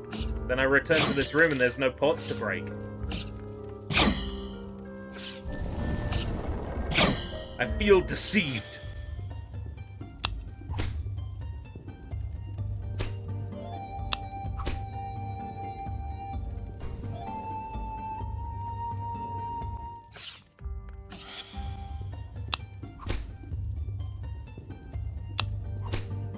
The enemy didn't attack that turn.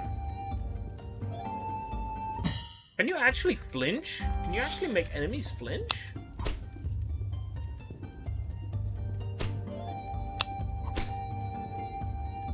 What whole points?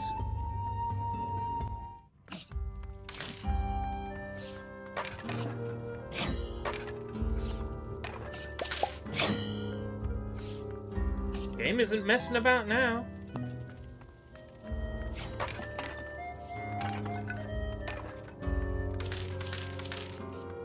The difficulty that was hiding at the start of this stream has presented itself in full force by now.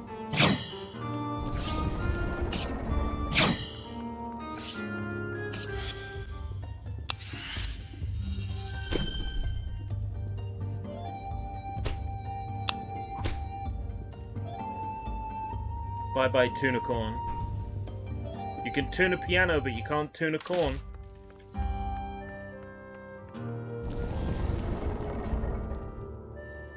Oh, ride the lightning!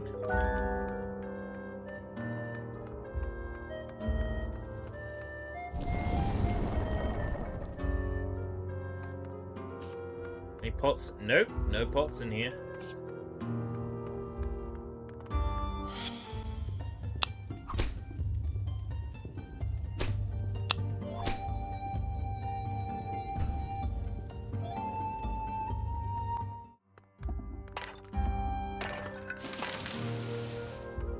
Guano Apes.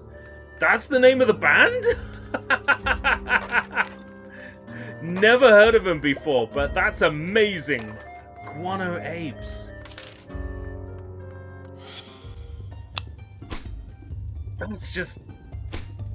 That's a fun name, isn't it? That's a fun name.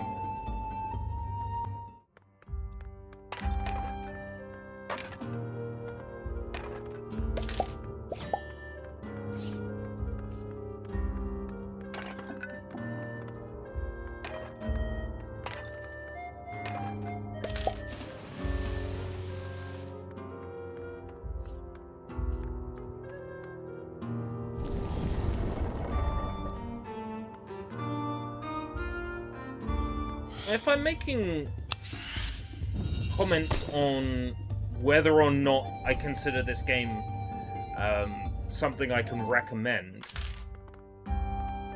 definitely as a Switch title, something to just pick up and play, sort of chill, this definitely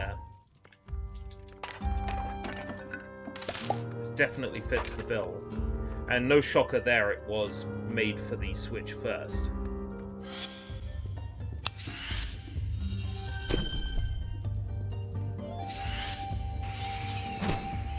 I can definitely see a sort of speedrunning style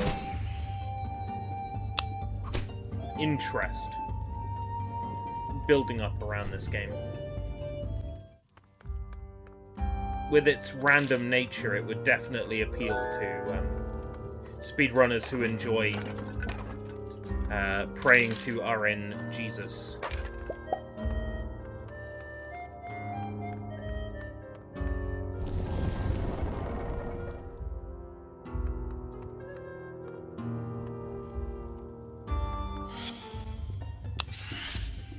Don't kill me, don't kill me.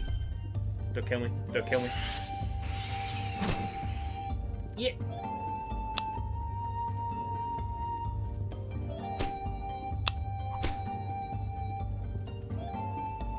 One. Please give me a teammate.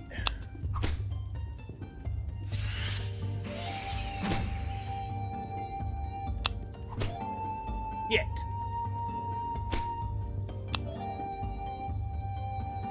Gonna have no healing items for the boss. The boss is gonna have 2,000 health. That's where I'm getting undone. If the game gave me a teammate, I might have a fighting chance. Wonder if I'm doing something wrong. Like, because I've fallen in water or something, the teammate doesn't spawn.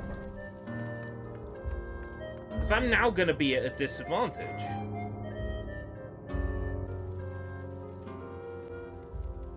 There's no way I can compete.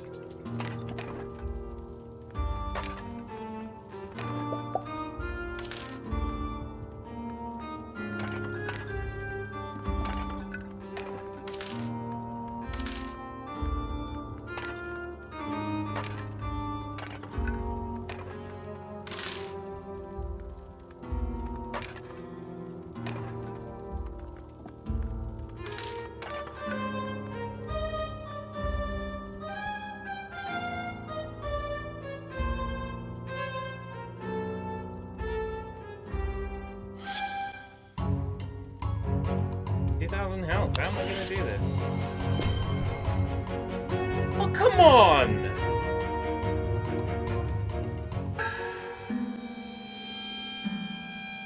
There's hard, and then there's impossible.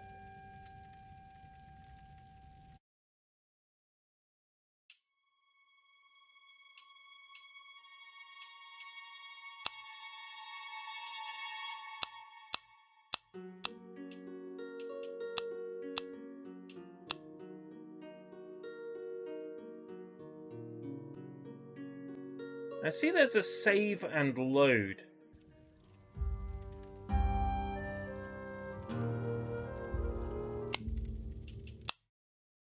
I go quit. No, can't load.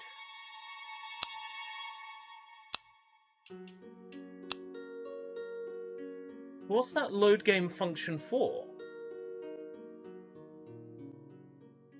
I haven't come across, like, a room I can save in.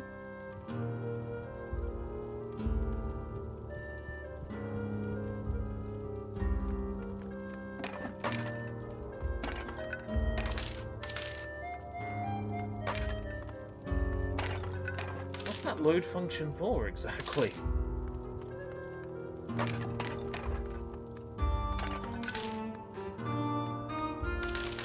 Not abundantly clear.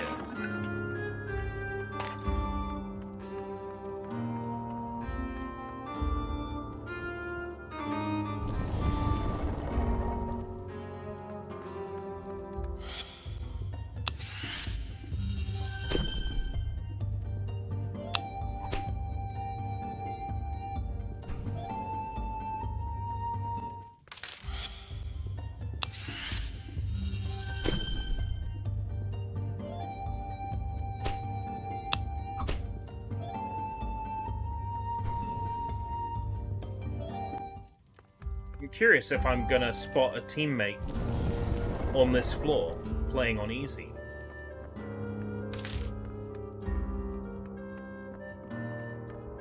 What does picking up that green medallion thing do anyway?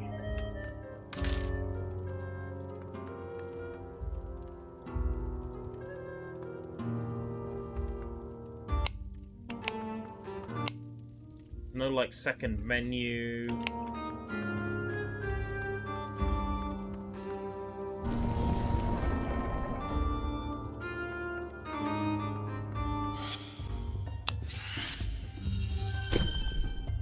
Maybe you can save and quit once you go up a floor.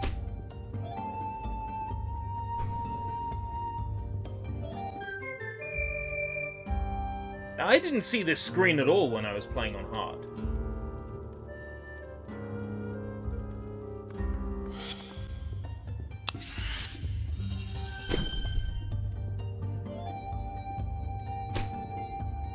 It's almost like the XP that's given is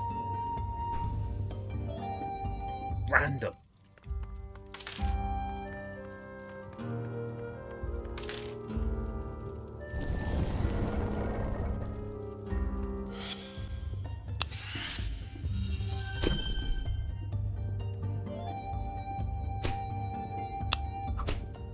I don't hate the game. Hate is a strong word. I just feel like more can be explained to the player. There could be some clarification.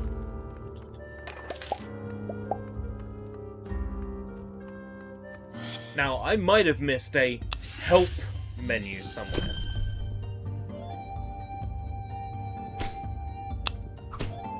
Maybe somewhere in options. I don't think I did.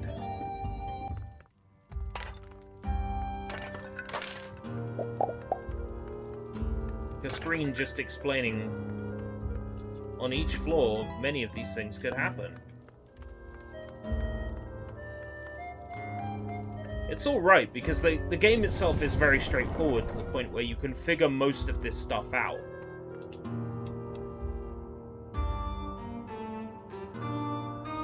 Why, for example, can I pick a spell here, but in hard mode, the spell was chosen for me?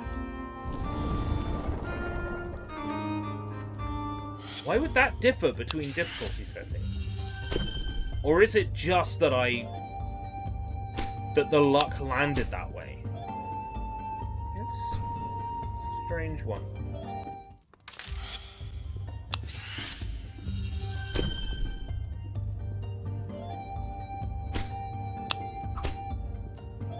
Easy definitely does feel like it's too easy. But I'm not complaining.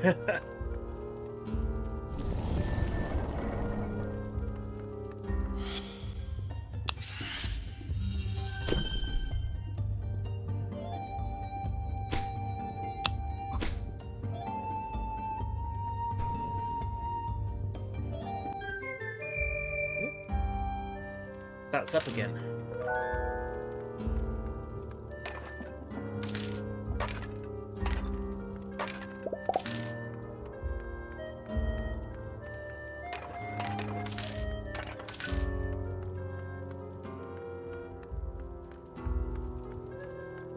Did I pick anything up from the store before? Did I have the cash?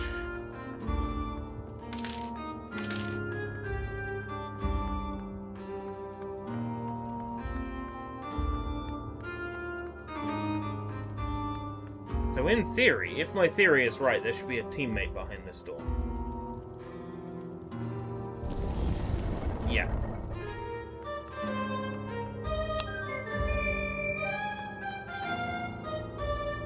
Why didn't I get one on hard? Because that doesn't make the boss at the end hard. That makes the boss at the end impossible. Not having a second teammate. And no teammates spawned during the Halloween mode either.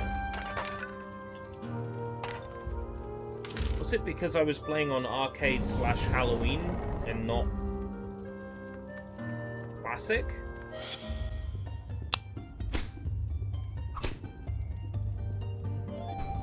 So bizarre.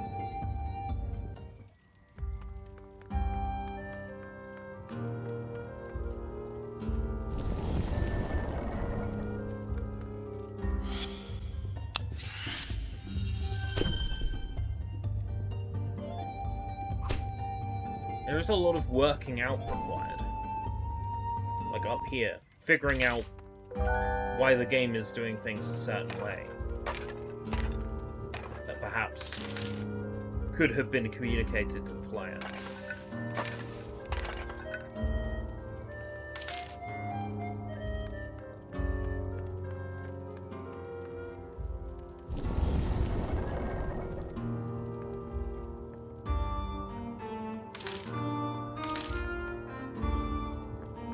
Come back when I have a bit more dosh.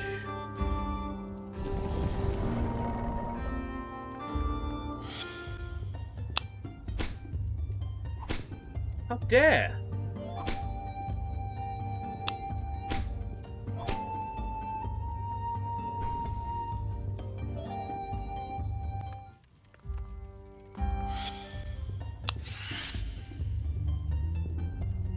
I've got a teammate that can heal me! Nice one.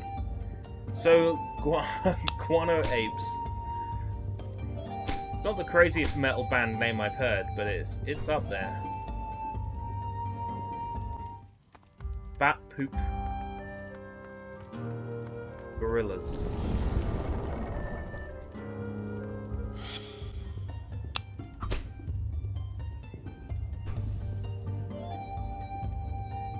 I have to look them up.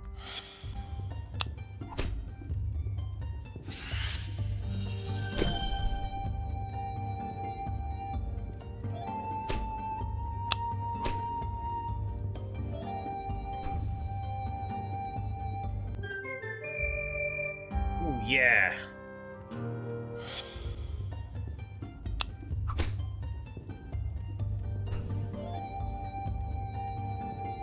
Welcome back, Vlad.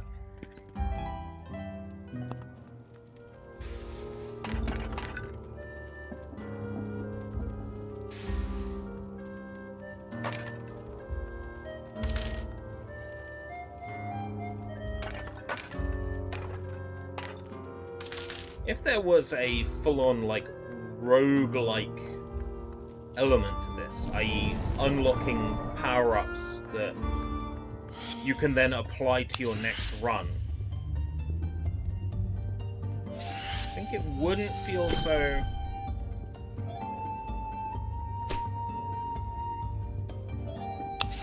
much like you lose everything when a run's over.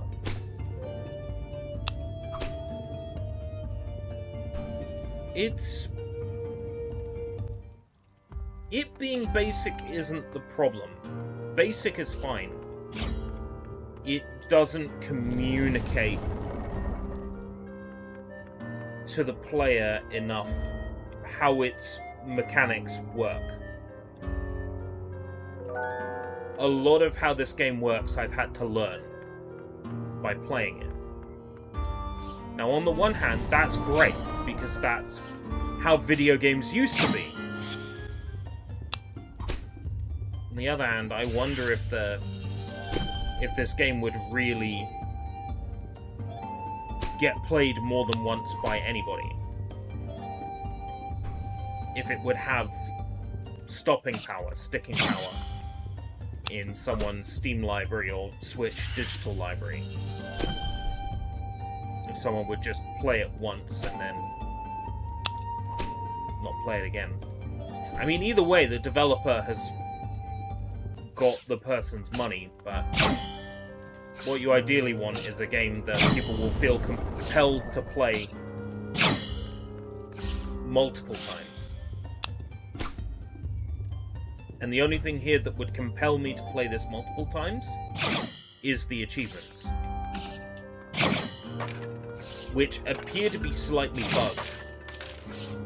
For according to the game's in-game achievement system, I have earned 2 achievements that have not actually popped on my Steam profile.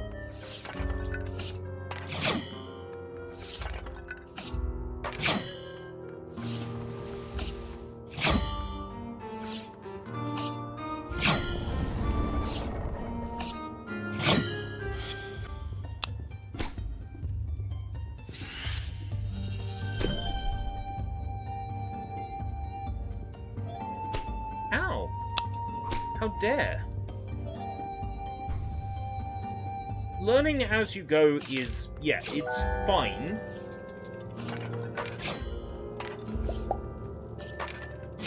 The issue I have here is that sometimes there's a teammate that can join my party, sometimes there isn't, and it's not explained why. Sometimes I can pick which magical spell I want, sometimes I can't. Sometimes I appear to get less XP than I believe I should be getting. And I'm sure if it was properly communicated to the player how these features work, i.e., in this game, you will play through however many floors of enemies, find items and weapons to help you. Occasionally, you may find this, or you may find that.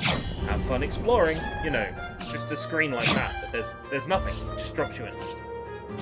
So a lot of this game's mechanics I have had to learn through trial and error, poke and hope.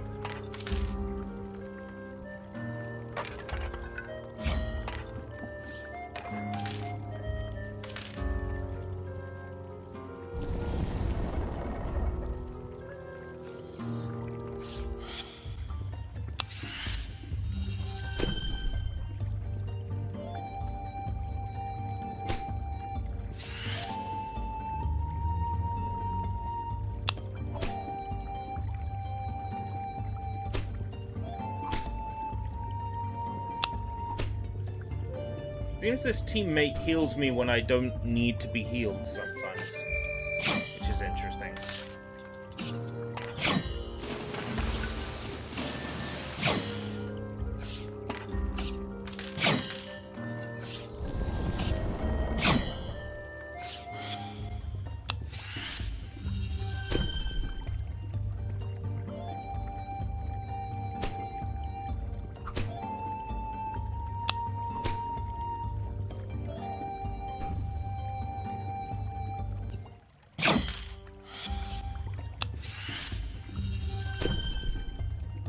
You know, I figured out attack them with Sphere, weaken their defenses, and then deal more damage with your physical attack. You know, when you go on the pause menu, it doesn't show you what magics you have. It doesn't show you what items you have. It doesn't tell you what those items do.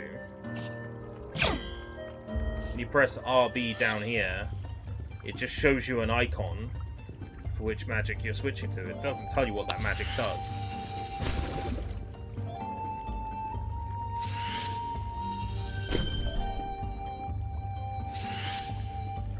In most JRPGs, the JRPGs that this game has taken inspiration from, it will tell you fire spell, +3 damage.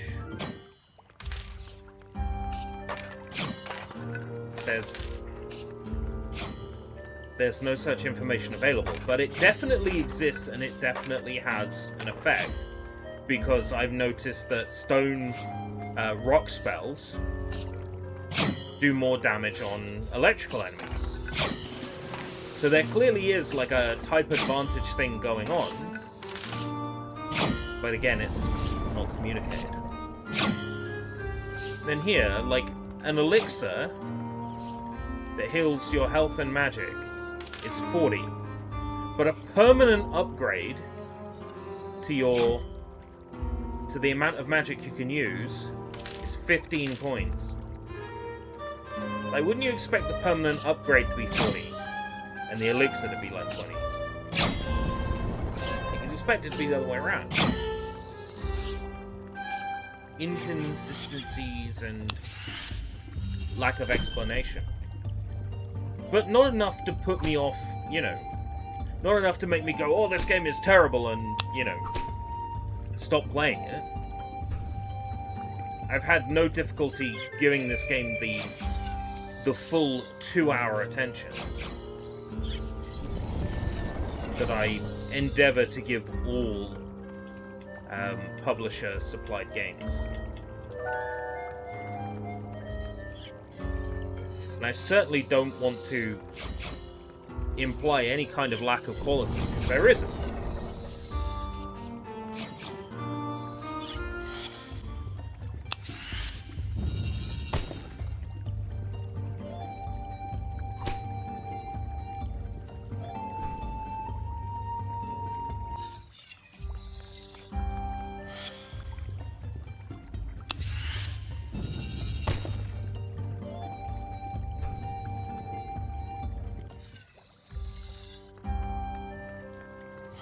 Very small team that specifically goes out of their way to create something new and unusual that blends strange gameplay styles together.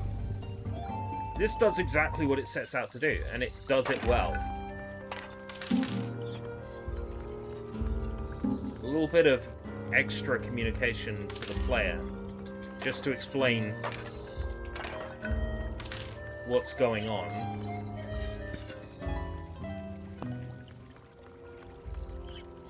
That would be the sweetener on it, really. It'd be like going to Starbucks and getting like a frappe mocha, right? It's nice. You know what's also nice? Frappe mocha with cream on top. And the cream on top in this instance would be the communication to the player. And a little bit of better, like, the little bit of information that this game is missing, you know, that's like when they spell your name correctly on the Starbucks cup, right? When you get your Starbucks cup and your name is spelled correctly.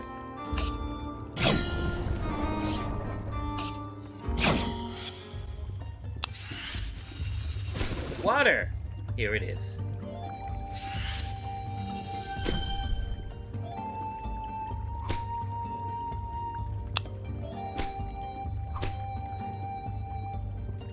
Sometimes I attack first, sometimes I attack second, sometimes I attack third. Even when it's the same enemy.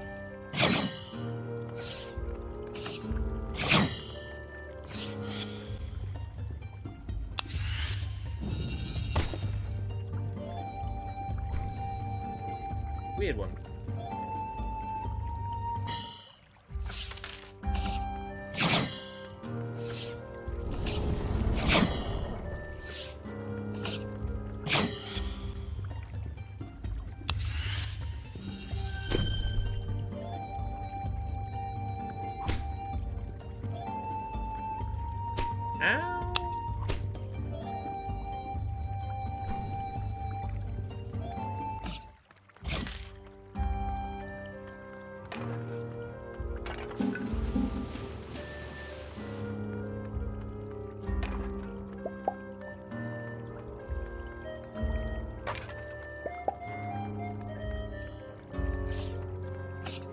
Yeah. If I can say anything about this game, it's something compelling.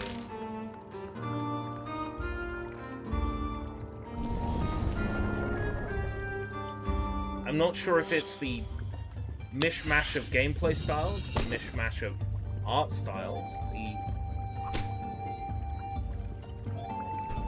just mellow, relaxing nature of it. Maybe a combination of all three. There is something about this that is very relaxing.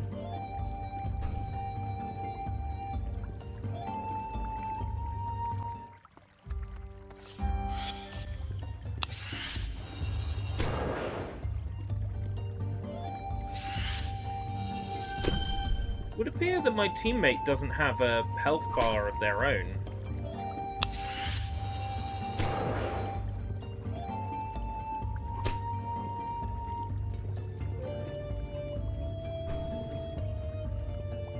I just realised this.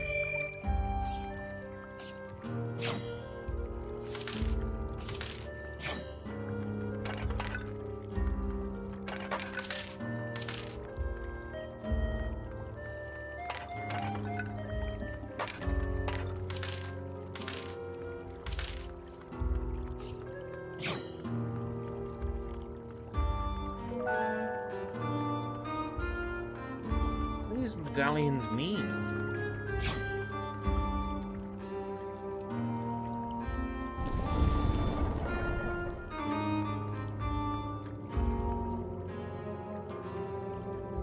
I have so many questions.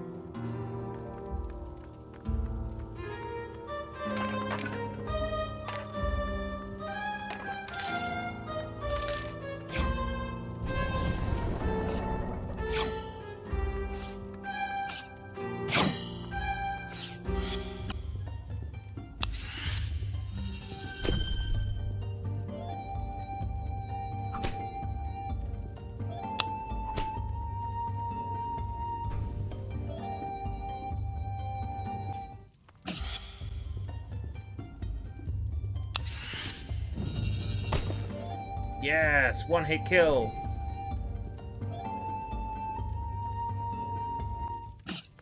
Love it when that happens.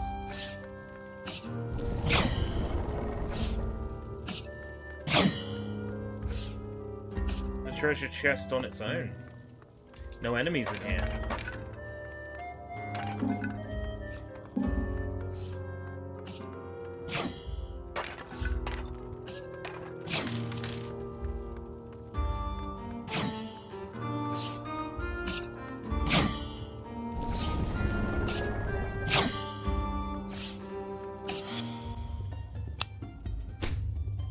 If this is an indicator of what's to come from this developer, I know that they're working on something of a sequel to this. I'm very curious to see what direction that takes. Of course, working on a sequel to this fills me with the concern that they might not return to this game to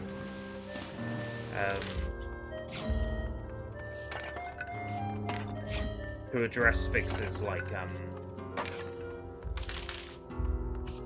item description, magic spell description, gameplay explanation. But maybe rather than focusing on bringing those features to... What does the time clover do?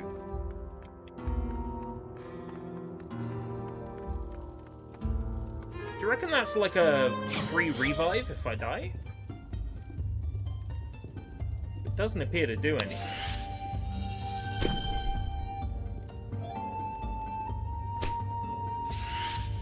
I would say at this point maybe focusing on making sure the sequel communicates to the player better is more of a priority.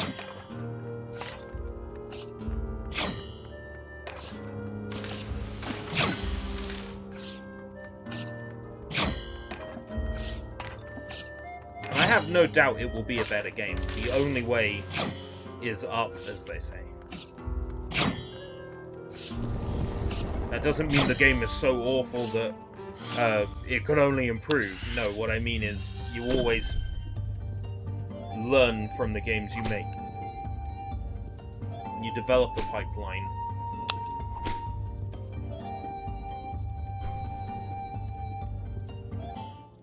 And definitely from feedback, you improve.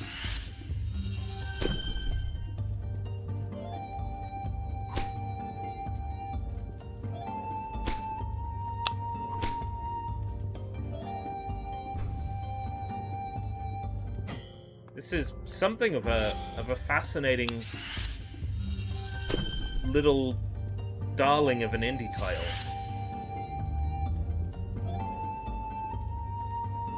And if it's any indication of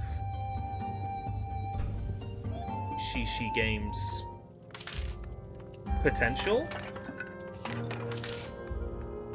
then I look forward to seeing it realized.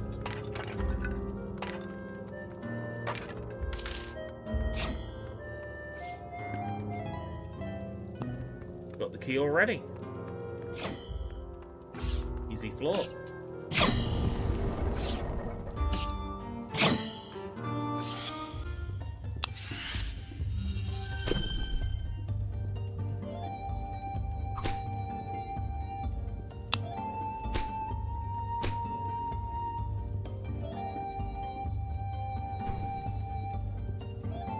see this run through to the end, because we're on easy, so it's an easy run.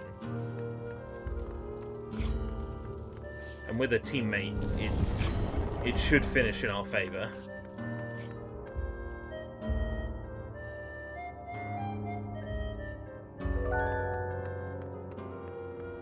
Like, on that screen where you pick your spell, if it said, like, wind, deals wind damage and inflicts status.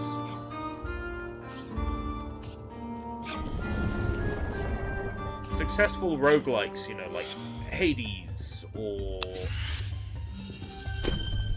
insert other roguelike here, will tell you when you're selecting a skill what it does. That's all that really needs to be done here to flesh this out. I'm going to try not to sound like a broken record, but it is really the one thing holding this back. And if it's addressed in the sequel, then fantastic.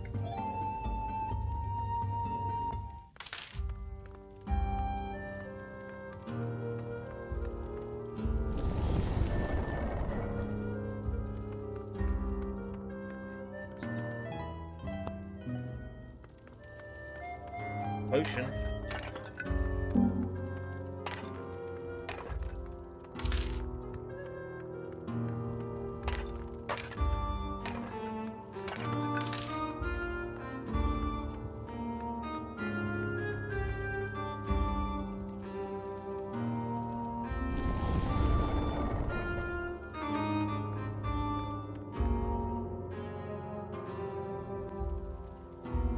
Okay.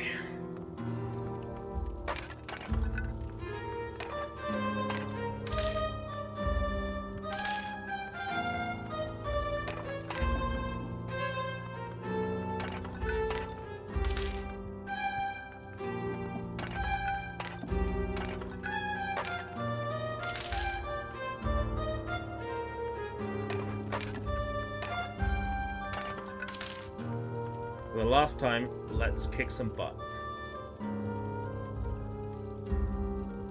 Quaver doesn't seem to do anything. Curious about that. So the plan is, hit him with the sphere, hit him with the rocks, and then just pelt. Bang, bang, bang, bang, bang. That's the plan. Spear, rocks, bang, bang, bang, bang, bang, bang.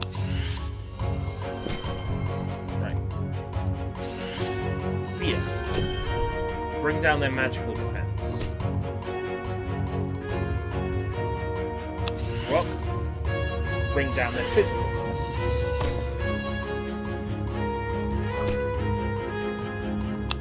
Bang. 130.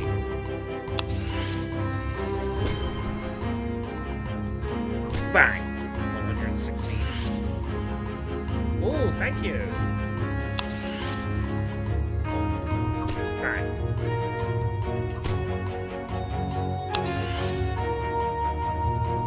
That's my tactic, and it's working.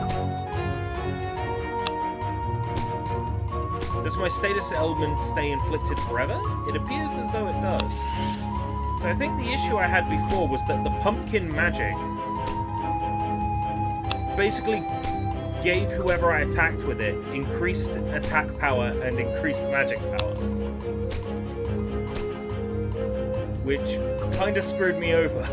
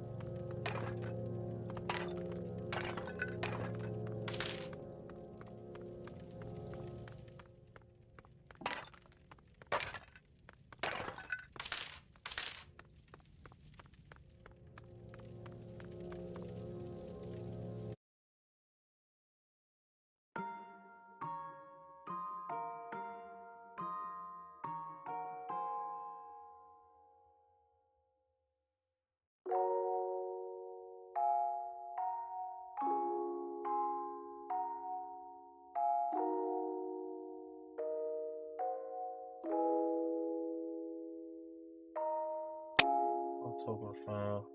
Shopkeeper hasn't popped.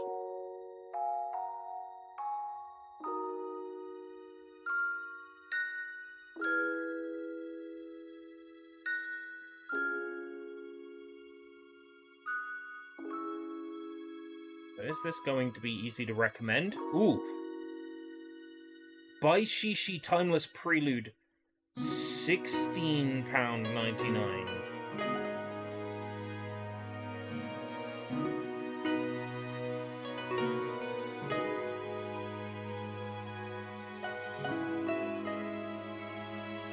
No.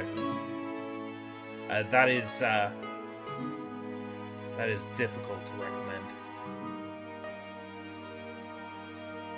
It looks like the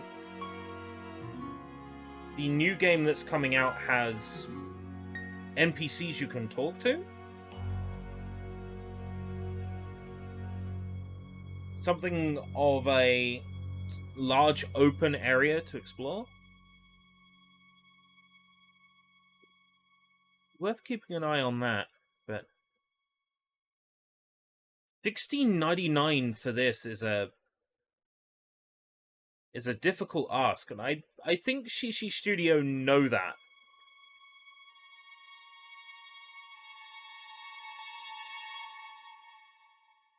Which other platforms did this come to besides PC? Nintendo Switch. Curious about that load game button.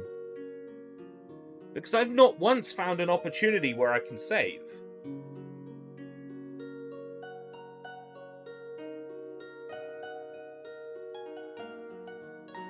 So much of this is weird. And defies explanation. But consider me intrigued, and Shishi Studios